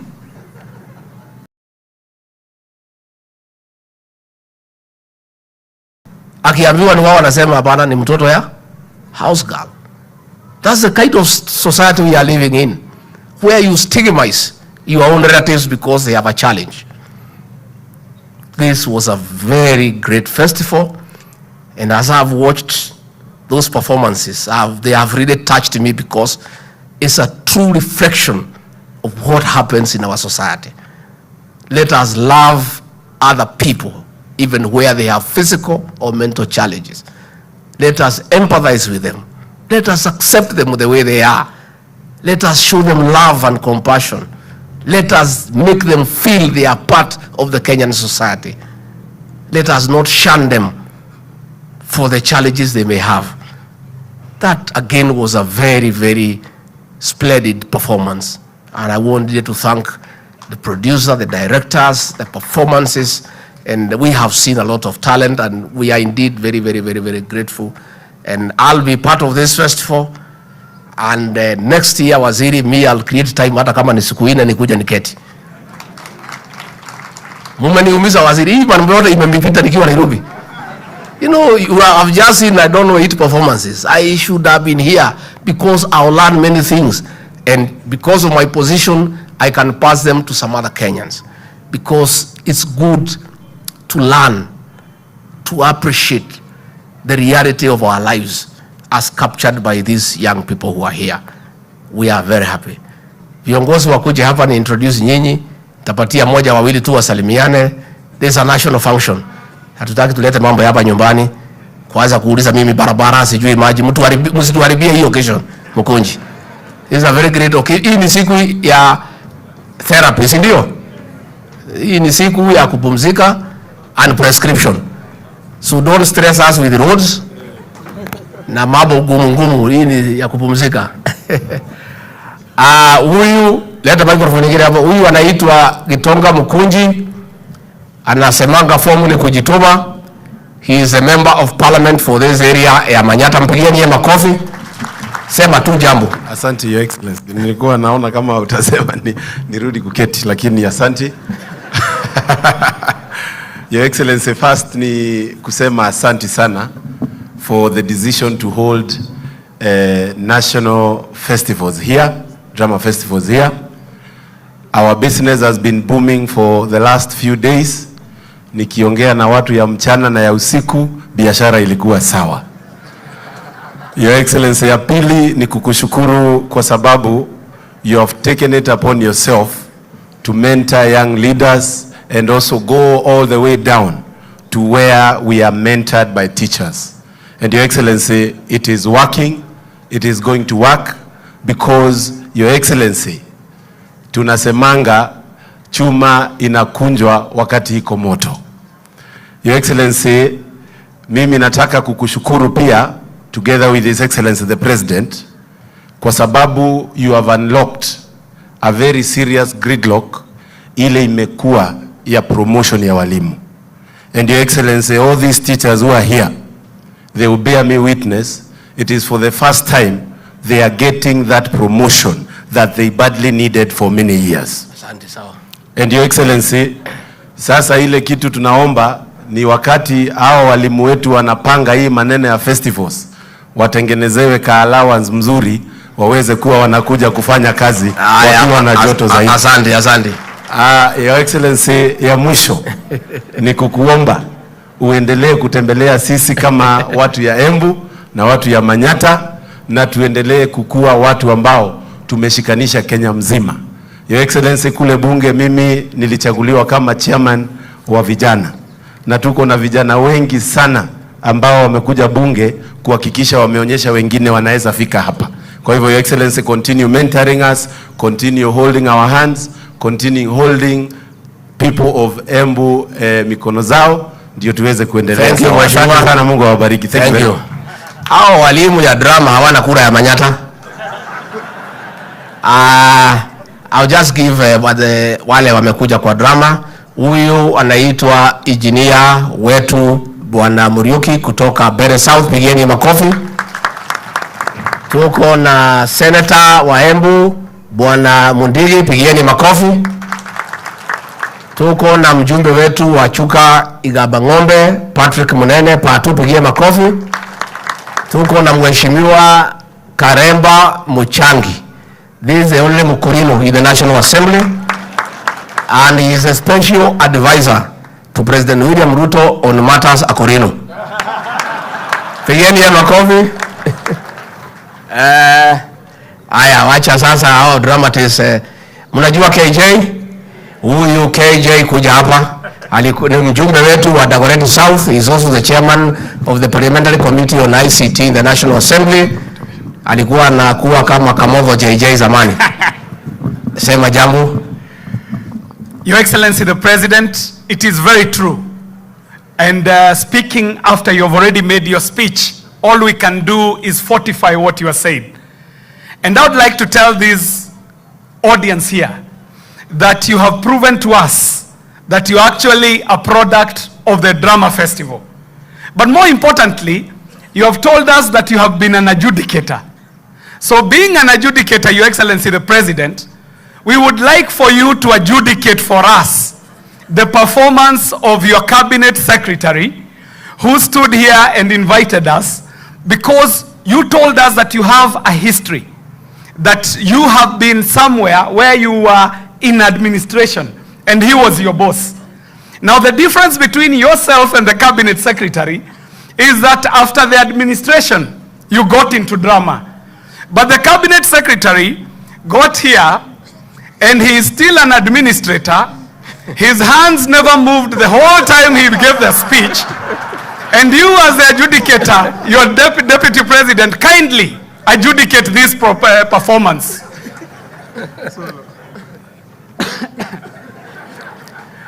Your Excellency, the President, I stand here as the Minister and the CS of Education.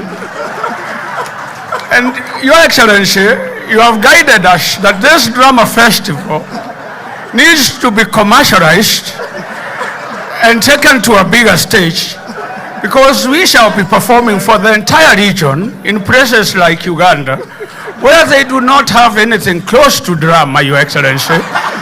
Your Excellency, you might need to adjudicate our CS and my very good friend and senior and ranking and a ranking leader in this country on his performance.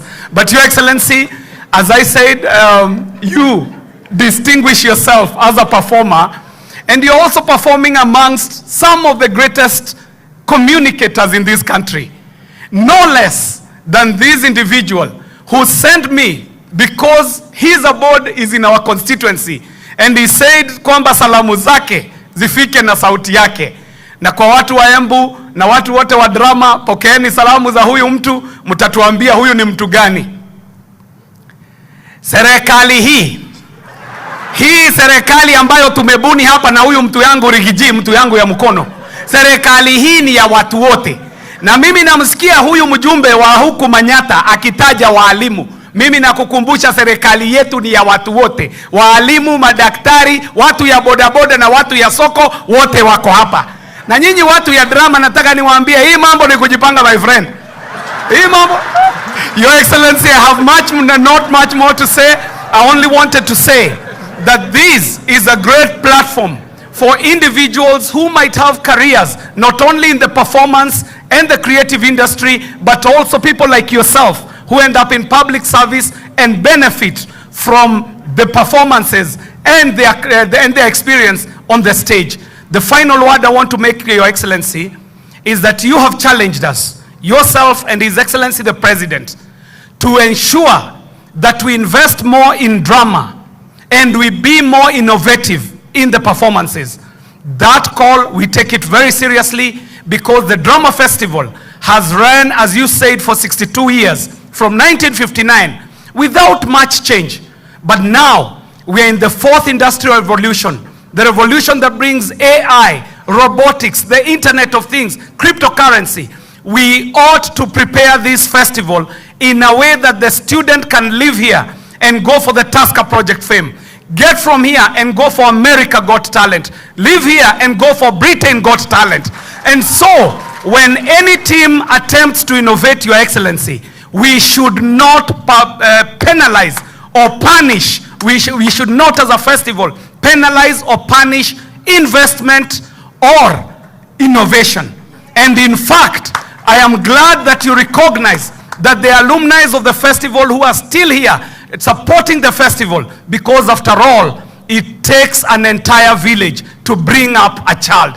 Do not castigate Cleophas Malala for being part of the festival, even if he is an SG. Let us make a festival that is fit for purpose for a time such as this. I thank you, Your Excellency. Asante. Sasa wale nitapea mpunguze maneno. The Honorable Didmas Baraza, kuna siku hii kofia yake ilikuwa imechukuliwa, we could not recognize him.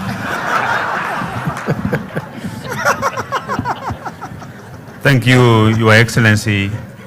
I want to be very brief. I also recognize that this is a very important activity in the life of our students who have been identified. They have performed these things that are performed here from the zonal level up to this level.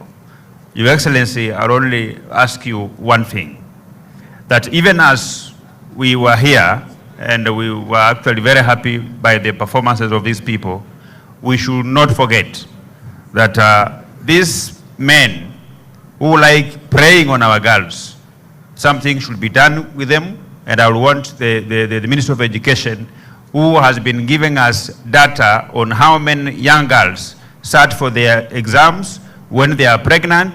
I hope that this year, Honorable Machogu, you are going to give us the names. Instead of the names of the girls who are pregnant, you will give us the names of the men who actually impregnated those girls, so that we can know who are they. And any Kenyan who is listening to me, if you like your woman to be in uniform, please don't go to schoolgirls. Take your wife to the nearest shop, buy your wife a uniform of a school of your choice. But leave the schoolgirls alone, because you are destroying the future of these girls in this country. Your Excellency, I also want to thank you that you have taken lead in ensuring that alcohol and drug abuse is weeded of this country completely.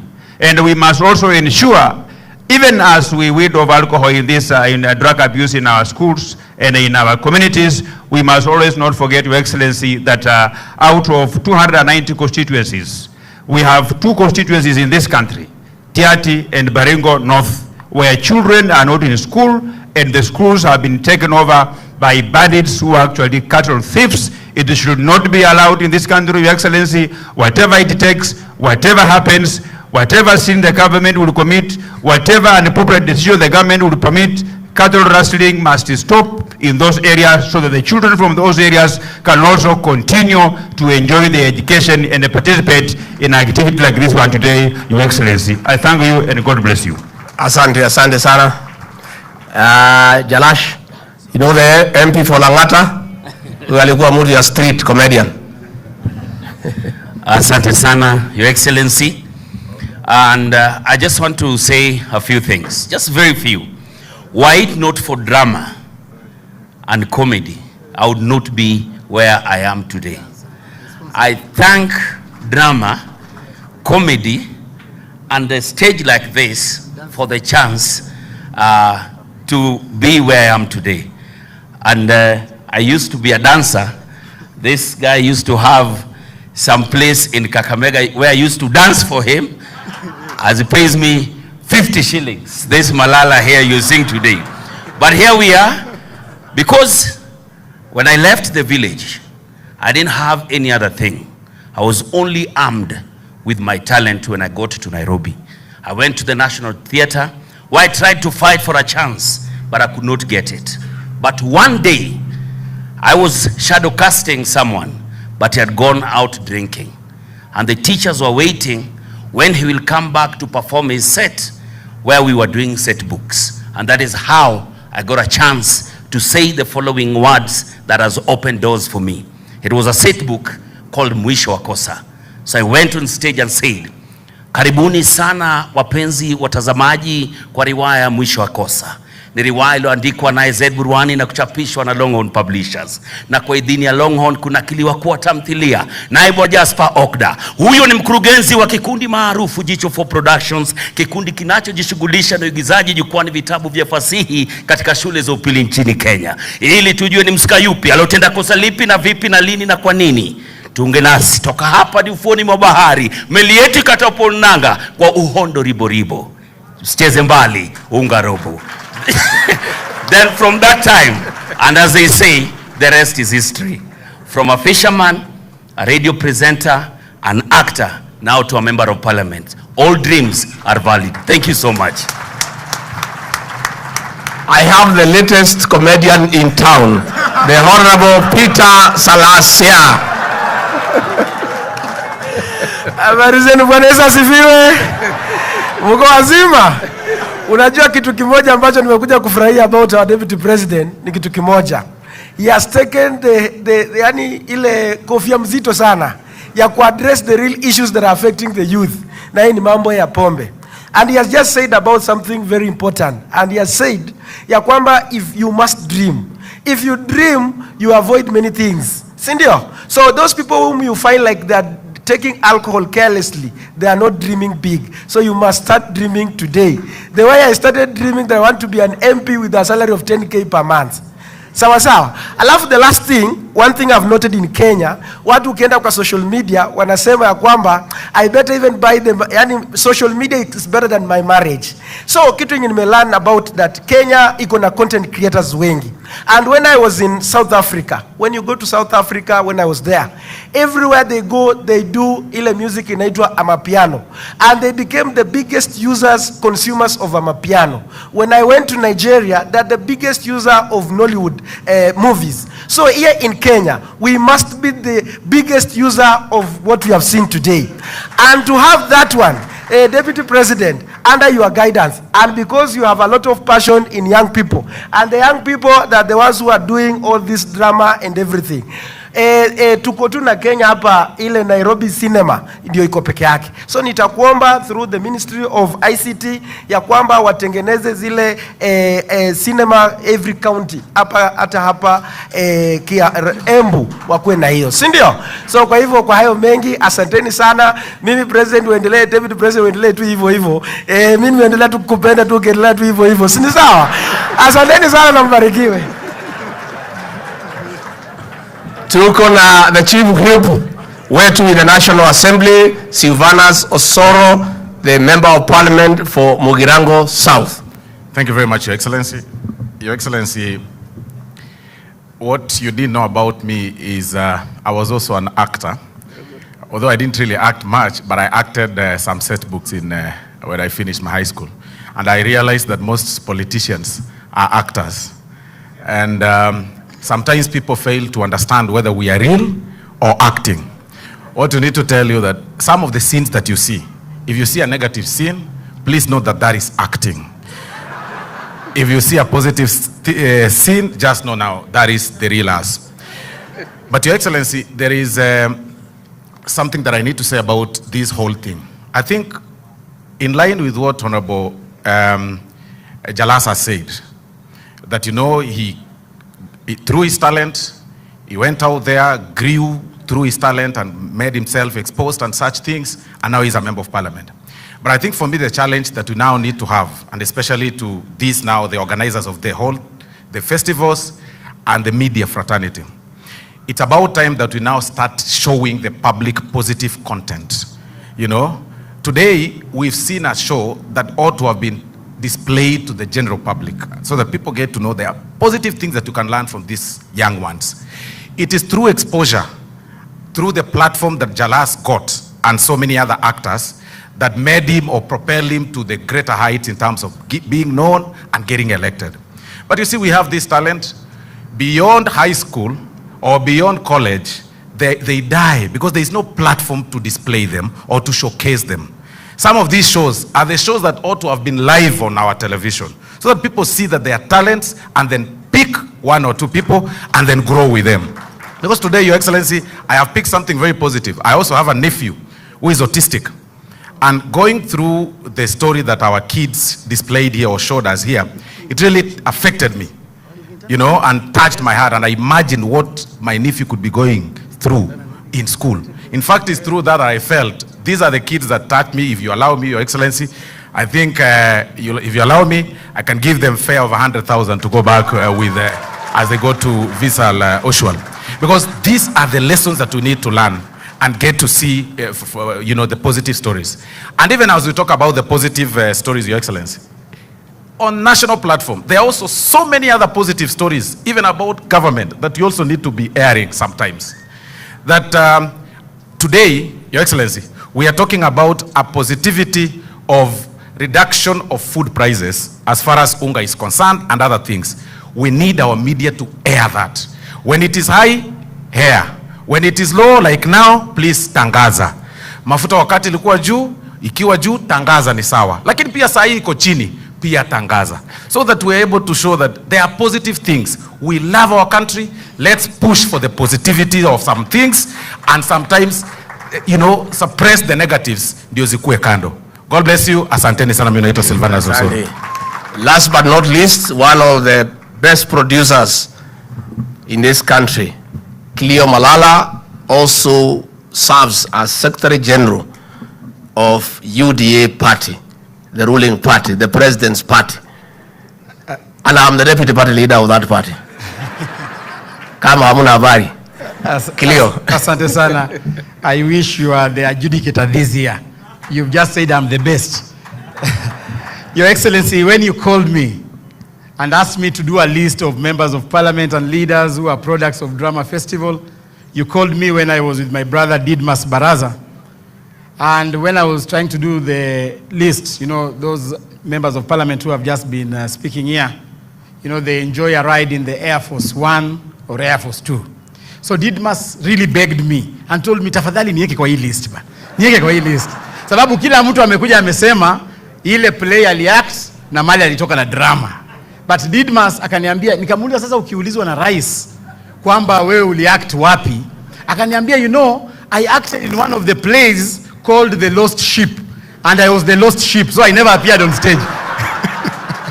So it was with that I included him in this list. So I'm yet to look at the cast list and look for that lost ship. Your Excellency, I don't have much to say, just to thank the organizers of this festival. I am a product of this festival. And there's one thing that when I walked into this hall, two things I realized. One, these trophies. Your Excellency, these trophies have been in this festival longer than the performers. Your Excellency, these trophies, ukiziona zimeanikwa hapa, ni kipindi. Unapewa hii trophy, unaenda nayo. Next year, unaambiwa, if you don't bring back this trophy, you will not perform.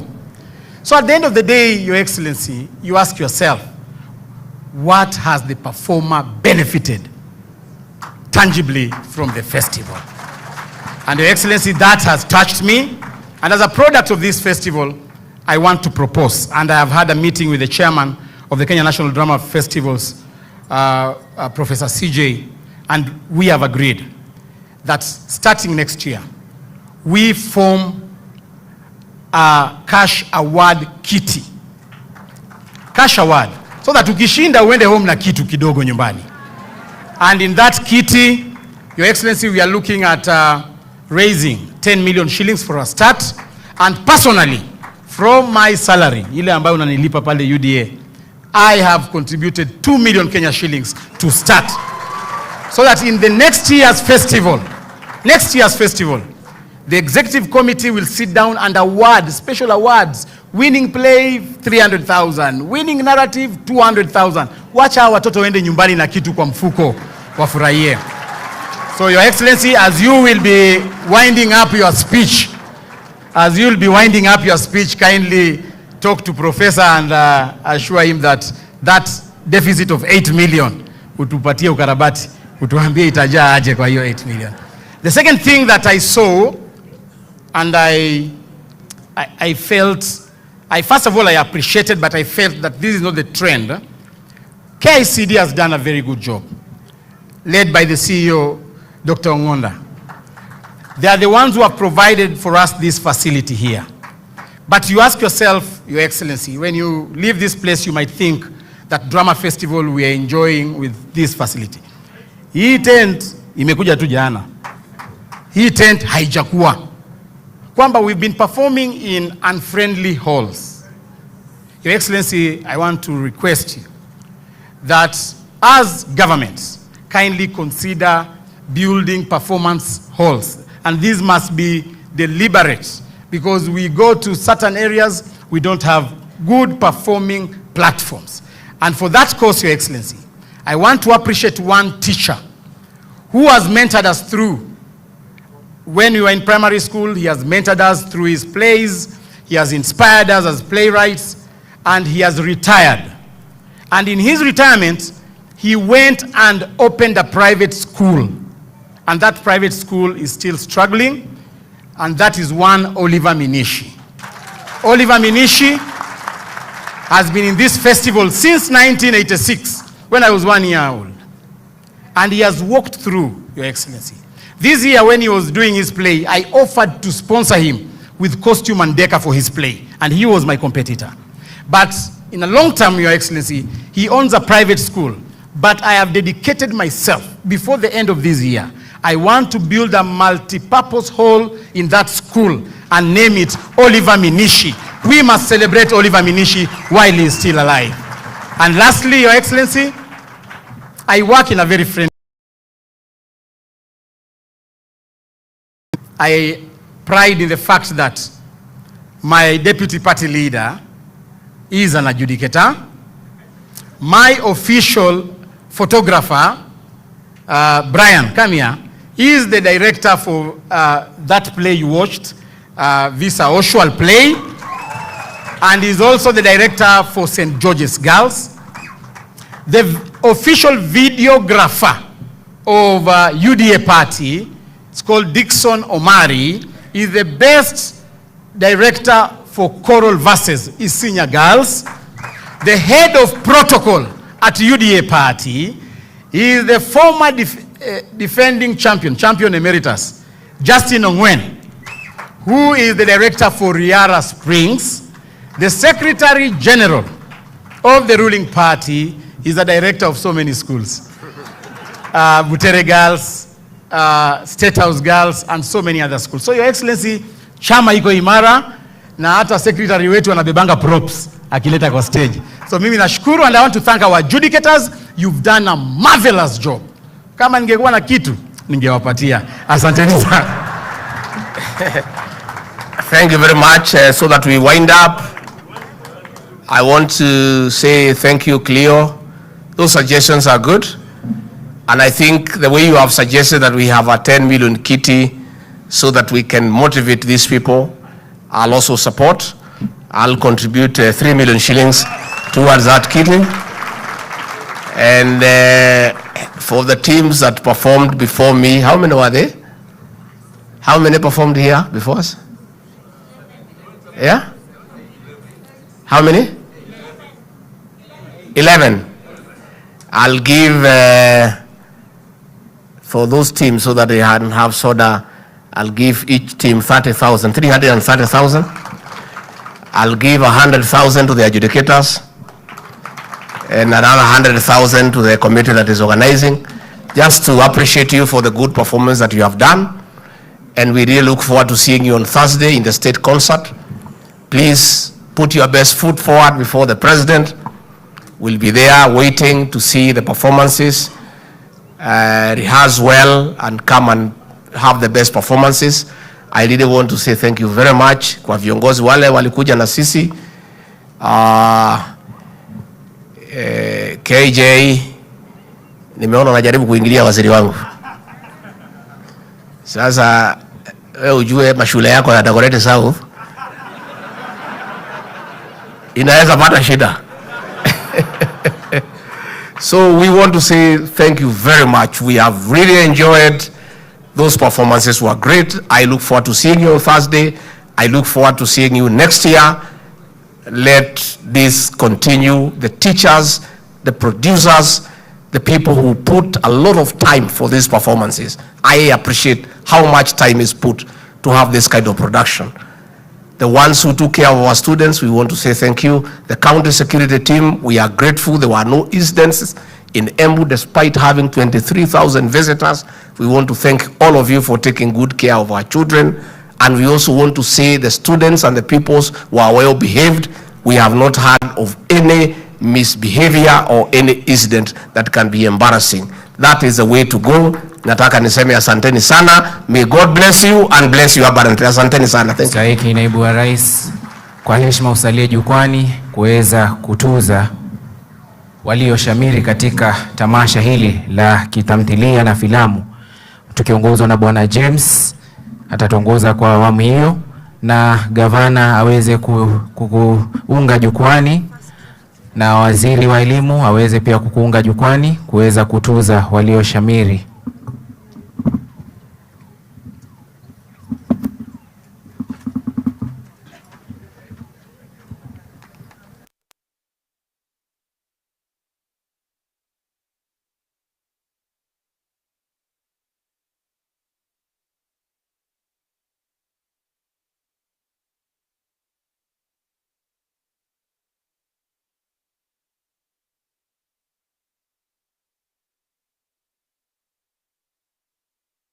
Langat, who is my deputy, we are most delighted that you were able to grace this event and please the Kenyan children.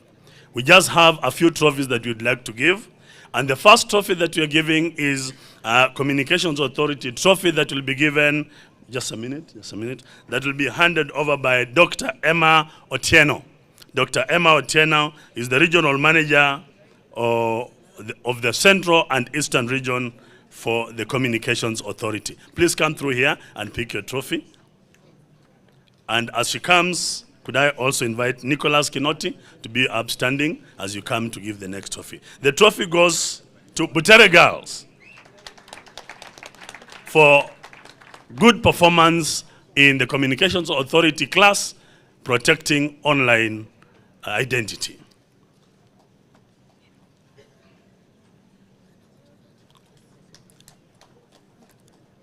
Thank you so much, Your Excellency. We are most delighted. The next trophy is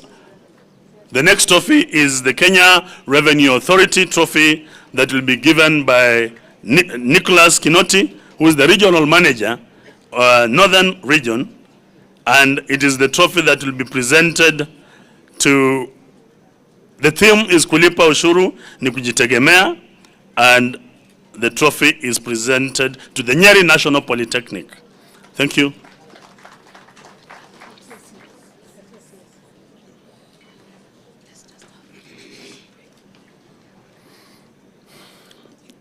And the next trophy is the KICD trophy, overall highest score in SNE.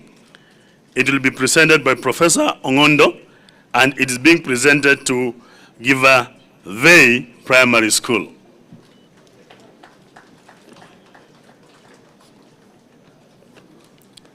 As he presents, Dr. Olwach, please be upstanding. Dr. Olwach. Oh, sorry, the CEO has come. I'm sorry. I'm so sorry about that. The KUCCPS, the Kenya University and Colleges Central Placement Services Trophy for the overall highest score in SNE presented to Mombasa Secondary School for the physically challenged.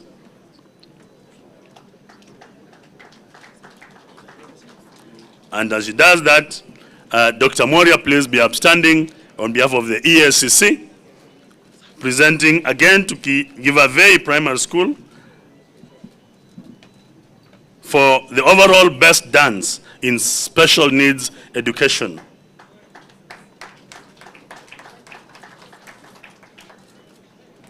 The Chairman, Kenya National Drama Festival, kindly come and present. Sorry, that's ESCC. ESCC.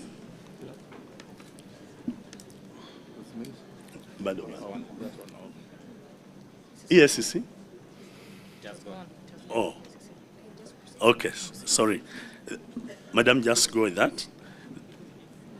Yeah, overall trophy for the best region in the primary schools category, going to Western region, and it will be handed over to the Regional Secretary, Western. You can accompany him, Chairman.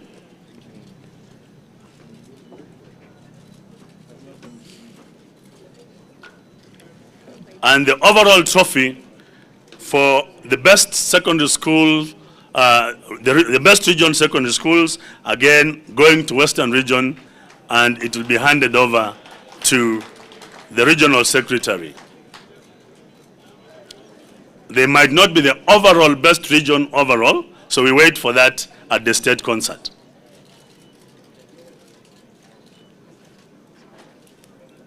Thank you so much. Haya basi, viongozi waliopo na Mheshimiwa Naibu wa Rais, tuweze kurudi kwa nafasi zetu za viti, na tuliopo upande wa watazamaji tuweze kuinuka kwa wimbo wa taifa, stanza ya kwanza tu.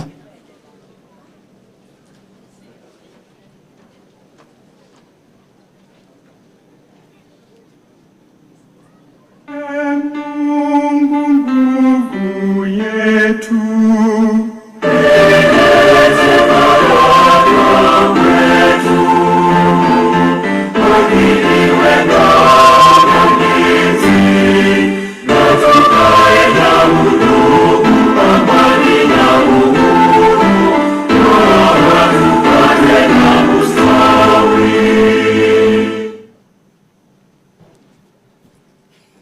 heshima kuu tumruhusu Mheshimiwa Naibu wa Rais kuondoka ukumbini kwa wakati mwafaka.